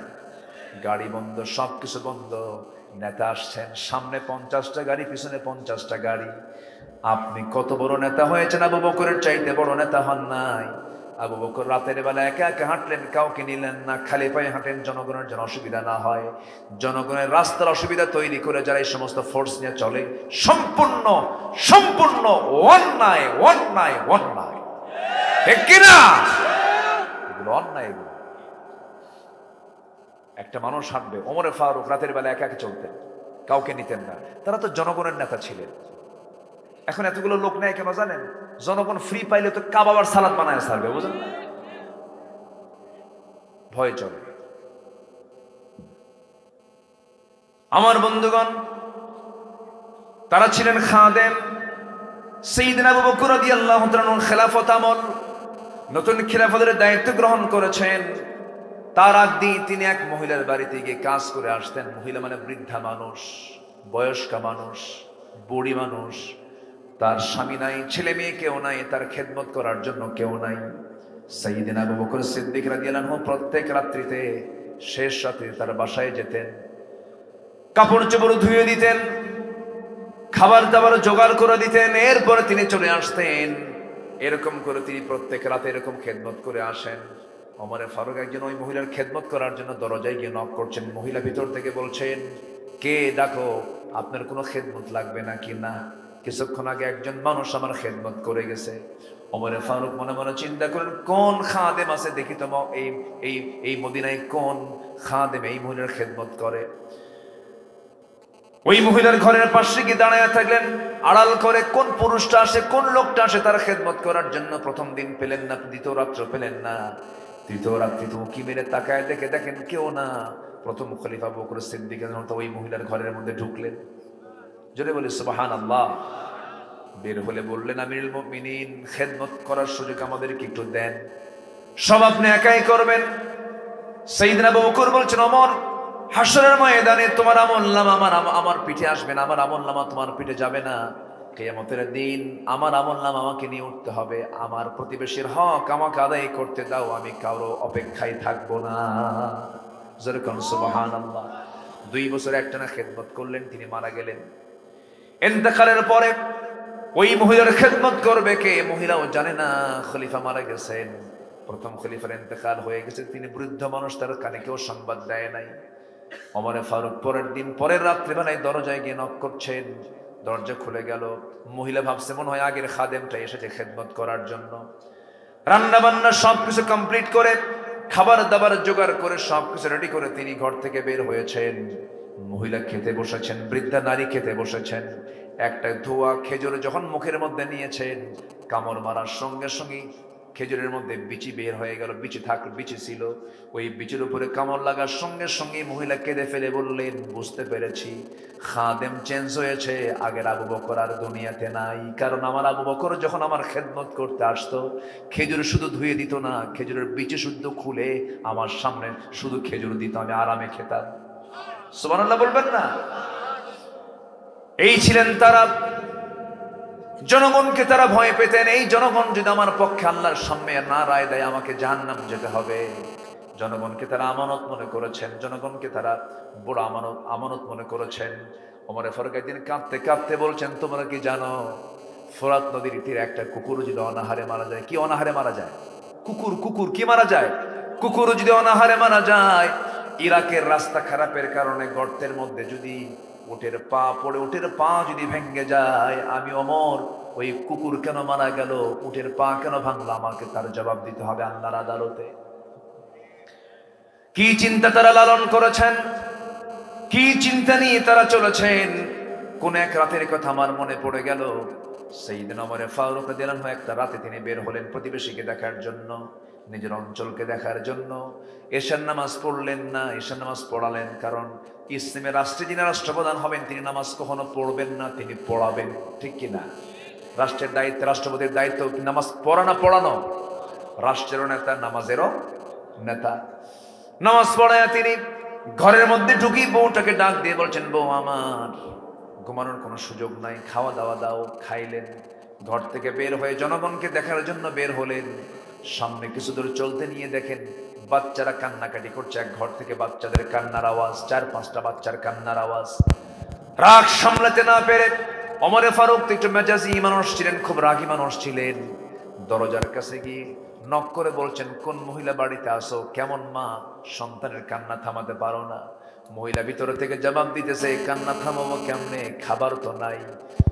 গরম পানি, শুধু গরম পানি করতে, পানি শুধু গরম করতেছে, ওদেরকে বোঝাচ্ছি খাবার হচ্ছে, খাবার তো নাই, আমি বিধবা মানুষ। ওমরে ফারুক লজ্জা পেলেন। খাদ্য গুদাম থেকে এক বস্তা আটা নিয়ে ওই মহিলার সামনে দিয়ে বলছেন, মহিলা আটার বস্তা যখন ফুরে যাবে আমাকে বলবে, আটার বস্তা আমি ওমর আবার পিঠে বহন করে তোমার ঘরে দিয়ে যাব। সেখান থেকে চলে গেলেন আর একটা ঘরে। ওই ঘরের ভিতর থেকে মহিলার কান্নার আওয়াজ।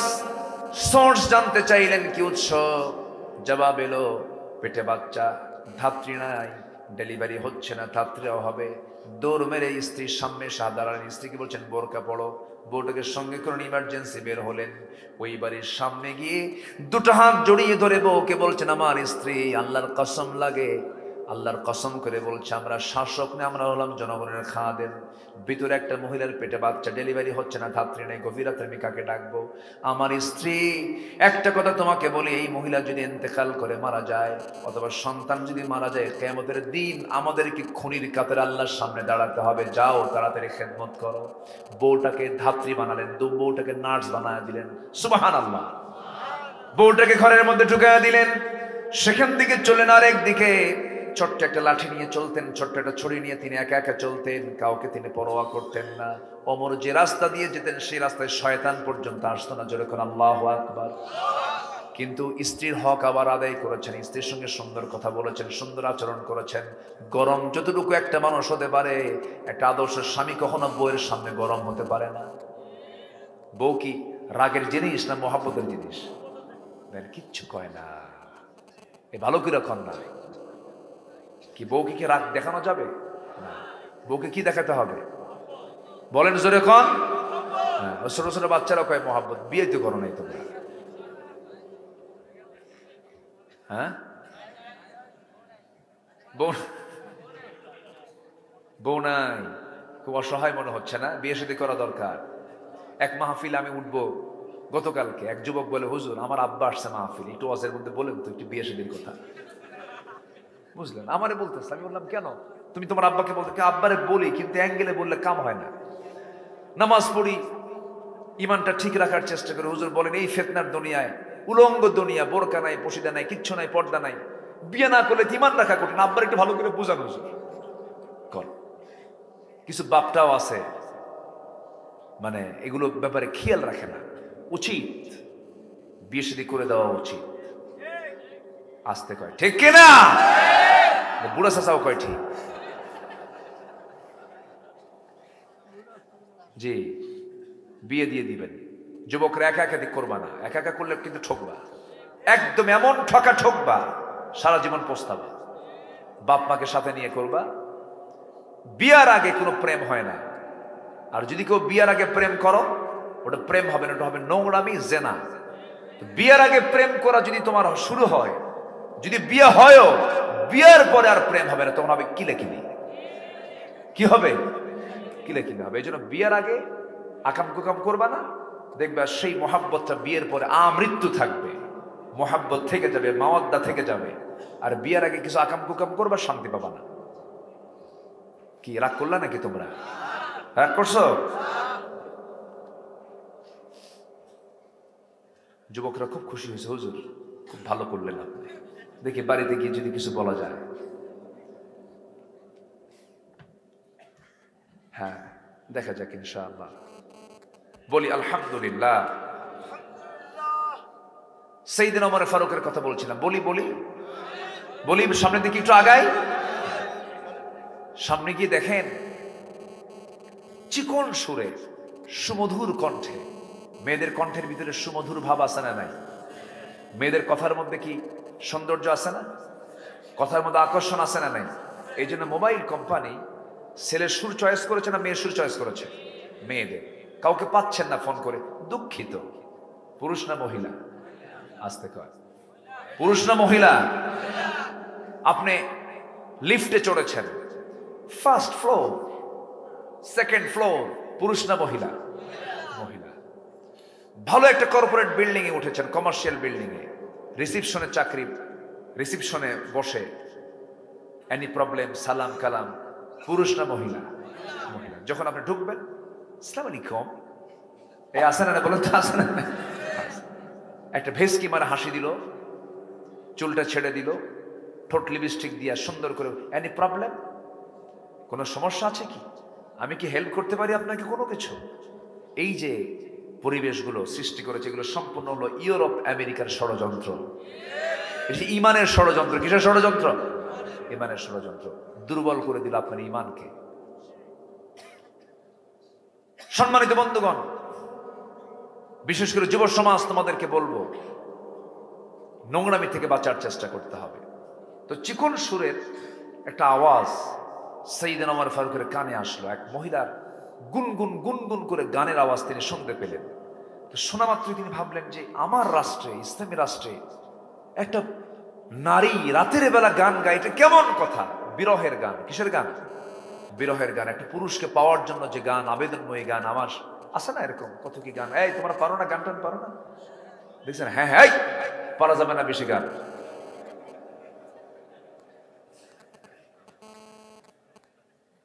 বিরহের গান যখন গাচ্ছিল মহিলা, সাইয়েদনা ওমর ফারুক রাদিয়াল্লাহু তাআলা আনহুর কানে যখন চলে গেল, তিনি খেপে গেলেন। উৎসটা খুঁজলেন, কোন বাড়ি থেকে এই গানটা আসে। সেই বাড়ির সামনে গিয়ে দাঁড়ালেন, দরজায় নক করলেন। কে ভিতরে? কে গান গায়? কিন্তু ভিতর থেকে কোনো আওয়াজ নাই, থেমে গেছে, কোনো আওয়াজ নাই, কোনো গান নাই। দরজায় ডাক দিলেন, দরজাও খোলে না। পিছন দিকে চলে গেলেন, পিছন দিকে গিয়ে আস্তে করে দরজা না খোলার কারণে বেড়াটা টানলেন, খেজুর পাতার বানানো বেড়ার ঘরে টান মারলেন, ভিতরে ঢুকে পড়লেন। ঢুকে পড়ে দেখেন মাথায় কাপড় দেওয়া পর্দার পরিবেশ নিয়ে একটা মহিলা দাঁড়ায় আছে, সামনে একটা প্রদীপ জ্বালানো, মহিলার সামনে দাঁড়ানো। সাইয়েদনা ওমর ফারুক বলেন, মহিলা তুমি ইসলামী রাষ্ট্রের ভিতরে কেন গুনগুন করে বিরহের গান গাও? তুমি কি আল্লাহর কালাম পড়তে পারো না? নামাজকে পড়তে পারো না? মহিলা ওমর ফারুককে না চিনতে পেরে বলে, আপনার পরিচয় আমি জানি না, তবে আমি ভুল করেছি, আমি গান গিয়ে আমার অপরাধ হয়েছে একটা, কিন্তু আপনি আমার ঘরের মধ্যে যে ঢুকলেন, আমি তো দরজা খুলি নাই, আমার স্বামীও ঘরের মধ্যে নাই। আপনি আমার ঘরের মধ্যে পেছন দিক দিয়ে ঢুকে দোষ করেছেন মোটে 4টা। আমি দোষ করলাম একটা, আপনি করলেন 4টা। কি কি দোষ বলো? নাম্বার 1, সালাম দিয়েছেন নাকি না? নাম্বার 2, আপনি অনুমতি নিয়েছেন নাকি না? নাম্বার 3, আপনি দরজা দানা ঢুকে আপনি আমার বেড়া ভাঙলেন, আমার সম্পদ নষ্ট হলো। নাম্বার 4, আপনি একজন পরপুরুষ, আমি একজন পরনারী। যদিও পোশাক পরেছি পর্দার, কিন্তু আমার পর্দার খেলাফ একটু হলেও হয়েছে, আমি আপনাকে ছাড়বো না। সাইয়েদনা ওমর ফারুক নিজের পরিচয় সম্পূর্ণ গোপন করে বলছেন, মহিলা তুমি কি করবা বলো? আপনি কি চেনেন ওমর রেখে? আপনি কি ওমর রে চেনেন নাকি? আগামীকালকে সূর্যোদয় হওয়ার সঙ্গে সঙ্গে আমি আপনার বিরুদ্ধে মানহানির মামলা দায়ের করবো ওমরের আদালতে। কার সামনে কয়? কার সামনে? সাইয়েদনা ওমর ফারুক শুনতেছেন আর মনে মনে চিন্তা করছেন, হায় রে কি কয় রে। এবার বলতেছে, তুমি যে লোকটার সামনে গিয়ে আমার বিরুদ্ধে তুমি মামলা দেবে আমার জানা মতে সেই লোকটা ওমর, লোকটা তেমন ভালো না। নিজের কথা কি ভালো বলা যায় নাকি? বলে ফেলেন লোকটা ওমর তো ভালো না। মহিলা বলে, দোষ তো আরেকটা যোগ হলো। দোষ আরেকটা কি হলো? যোগ হলো। আপনি ওমরের বিরুদ্ধে কথা বলা মানে আপনি বড় অপরাধী এই দুনিয়াতে একমাত্র যোগ। ফারুক বলছেন, মহিলা শোনো, মামলা কি সত্যি দিবে নাকি? মামলা দেব আমি। কেন দিবেন? কেন দিবা মামলা? কেন? আপনি অনেক দোষ করে ফেলেছেন। সাইয়েদনা ওমর ফারুক বলছেন, শোনো, মামলা তো দিবা ভালো কথা, তোমার গান গাওয়ার কারণটা কি একটু বলো তো? গান গাওয়ার কারণ হলো আজকের থেকে 4 মাস আগে আমার স্বামীকে এই জনপদের খলিফা ওমর ফারুকের লোকজন সীমান্ত নিয়োগে তাদেরকে চাকরি দিয়ে দিল। খলিফা ওমর ফারুকের লোকজন এসে তার নির্দেশে আমার স্বামীকে নিয়ে চলে গেল। আমি আমার স্বামীর সঙ্গে নতুন সম্পর্ক গড়েছি, নতুন বিয়ে হয়েছে। মাত্র 4 থেকে 5 দিন স্বামীকে পেয়েছে, আমার যৌবন ভরা আমার জীবন, আমার বয়স কম। মাত্র স্বামীকে 4 দিন পর পরে যখন 4 মাস গত হতে চলেছে, আজ পর্যন্ত স্বামীর কোনো দেখা নেই, সাক্ষাৎ নাই। রাতের বেলা নামাজ পড়ে শুয়েছি, মাঝরাতের দিকে ঘুম আমার ভেঙে গেছে, স্বামীর প্রতি আমার মহব্বত জেগে গেছে। বৈধ স্বামীকে পাওয়ার জন্য আমি গভীর রাত্রে গুনগুন গুনগুন করে বিরহের গান গাচ্ছি আমার স্বামীকে পাওয়ার জন্য। ওমর ফারুক মনে মনে চিন্তা করলেন, দোষ তো আরেকটা যোগ হলো। কি কথা কি বুঝতেছেন আপনারা? বিশাল চিন্তায় পড়ে গেলেন। এবার ওমর ফারুক তো শাসকদের শাসক, বিচারকদের বিচারক, তিনি বুঝেন কেমনে এই মামলা ঢিসমিস করে দেওয়া যায়। এবার মহিলা কি সত্যি? এবার ওমর ফারুক বলছেন, মহিলা শোনো, সত্যি কি তুমি মামলা দিবে নাকি? হ্যাঁ, মামলা দিয়ে দেব। সে তো জানে না, মহিলা জানে না কোন লোকটার সামনে সে কথা বলে। এবার বলছে, মহিলা শোনো, তুমি যে আমার বিরুদ্ধে মামলা দিতে যাচ্ছ ভালো কথা, তোমার স্বামীর জন্য তুমি কাঁদতেছো, তোমার স্বামী তুমি চাও না কে চাই? তোমার সেই প্রত্যাশিত আকাঙ্ক্ষিত স্বামীকে যদি আগামীকাল সূর্যোদয়ের একটু আগ দিয়ে তোমার সামনে যদি হাজির করে দিই, তুমি কি আমার বিরুদ্ধে মামলা দিবা নাকি? মহিলা মুসকি হাসি মেরে বলে, সূর্যোদয়ের আগে কেন, সারাদিনের মধ্যে হাজির করলে আপনার বিরুদ্ধে কোনো মামলা হবে না। দেখছেন, জায়গা মতো দিয়ে দিচ্ছেন। কি কথা কি বোঝে কেন? উনি তো জানতেন, উনি তো জানেন যে এই মহিলার চাওয়াটা কি। চাওয়ার জায়গায় তিনি নক করলেন, বলেন, মহিলা থাকো, তোমার স্বামীকে তুমি পেয়ে যাবে। নিজের কথা তিনি আড়াল করলেন, পরিচয় দিলেন না একবারের জন্য। চলে আসলেন, বউকে বলেন, বউ আমার, একটা স্ত্রী তার স্বামীকে ছাড়া কতদিন পর্যন্ত থাকতে পারে? ওয়াল মুতাল্লাকাতু ইয়াতারাব্বাসনা বিআনফুসিহিন্না সালাসাতা কুরু। 3 মাস পর্যন্ত হয়ে গেছে, 4 মাস। চিফ ইন কমান্ডারকে ডাক দিয়ে বলেন, ওই সেনাবাহিনী প্রধান, আজকে থেকে প্রত্যেক সৈনিকের ছুটি 3 মাস পর পর বাধ্যতামূলক করা হলো, যাও।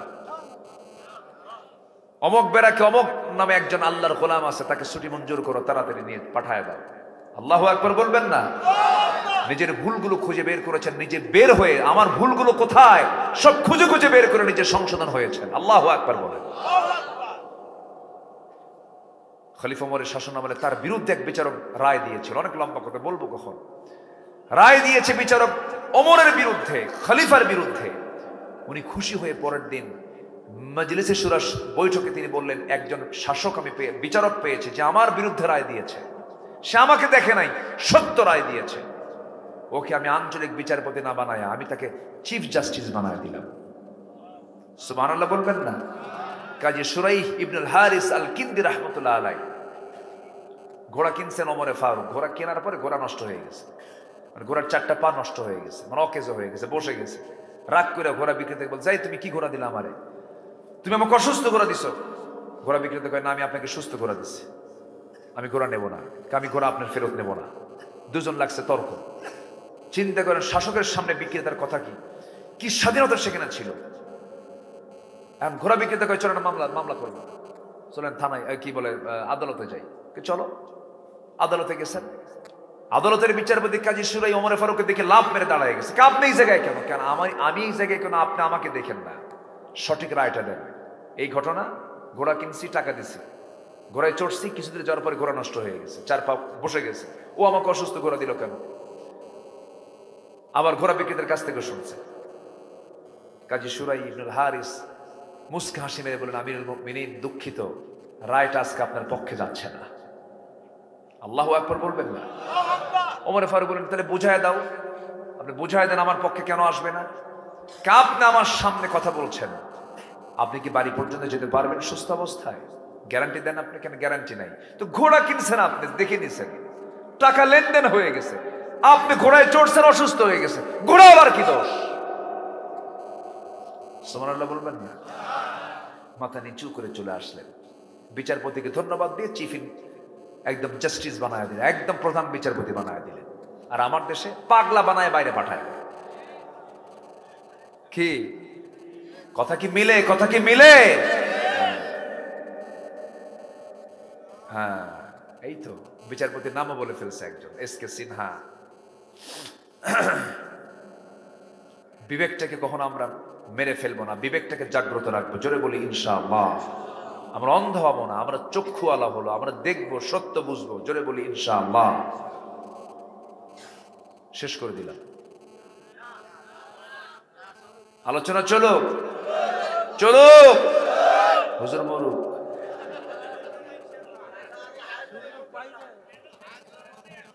এত সুন্দর মানুষ আপনারা, আমি খুবই আনন্দিত জানেন, আমি খুবই খুশি হয়েছে আপনাদেরকে পেয়ে। আলহামদুলিল্লাহ বলেন, জোরে বলি আলহামদুলিল্লাহ। তাহলে মুনাফিকি করবো আমরা? মুনাফিকি করব? ইবাদত কবুল হবে না মুনাফিকি করলে, ইবাদত কবুল হবে না নামাজে অলসতা করলে। 10টা অন্তরায় ইবাদত কবুলের, 10টা অন্তরায়, 10টা অপকর্ম যার মধ্যে থাকবে তার কোনো ইবাদত কবুল হবে না। কার কথা? আসতে বলবেন না, কার কথা? এর মধ্যে 1 নম্বর হলো মুনাফিকি করা। কি করা বলেন তো? মুনাফিকি করা। মুনাফিক তো সিংড়ায় নাই। নাম্বার 2 হচ্ছে নামাজে অলসতা করব না আমরা। সবাই কি নামাজ পড়তে রাজি আছেন তো? নামাজ হচ্ছে সকল ইবাদতের মূল। এটা মূল, একদম একটা মানুষের বডি মাথা থেকে পা পর্যন্ত মূল জায়গা কোনটা বলেন তো? বলেন মূল জায়গা কি? মাথা। তেমনি সকল ইবাদতের মূল কি? নামাজ। মূল কি? নামাজ। নাম্বার 3, আল্লাহ এবং রাসূলের সঙ্গে যারা অবাধ্যতা করবে তাদের কোনো ইবাদত কবুল হবে না। আচ্ছা, নাম্বার 4 হলো আল্লাহর সঙ্গে যদি কেউ শিরিক করে তার কোনো দোয়া কবুল হবেই না, তার কোনো আমলই কবুল হবে না। দেখবেন আমার দেশের কিছু লোক আছে, মাজার দেখলে ওর মাথা খারাপ।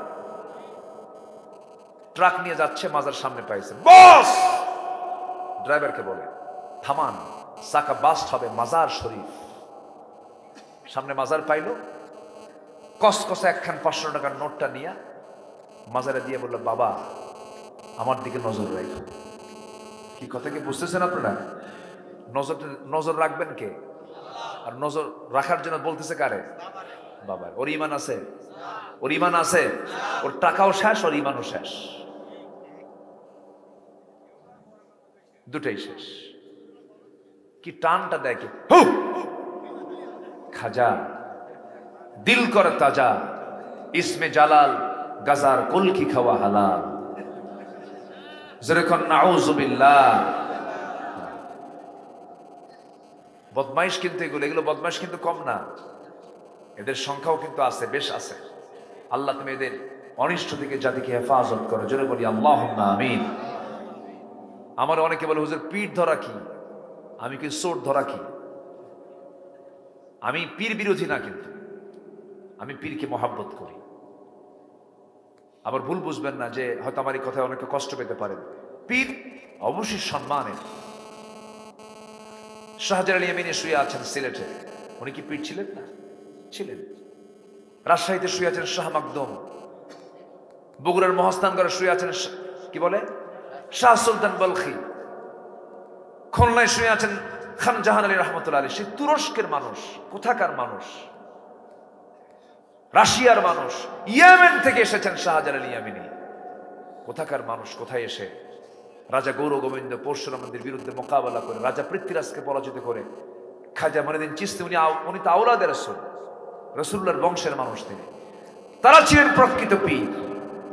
আর আমার দেশের যে পীরদের দশা, ওরে বাপরে বাপ, ঠ্যাং দুটো সামনের দিকে রাখে, মুরিদ এসে সেজদা মারে পীরের দরবারে, দুই পায়ে সেজদা মারে। যে ভণ্ডগুলো মুরিদ কর্তৃক সেজদা গ্রহণ করে পা ভেঙে চুরমার করে দিবেন আপনারা।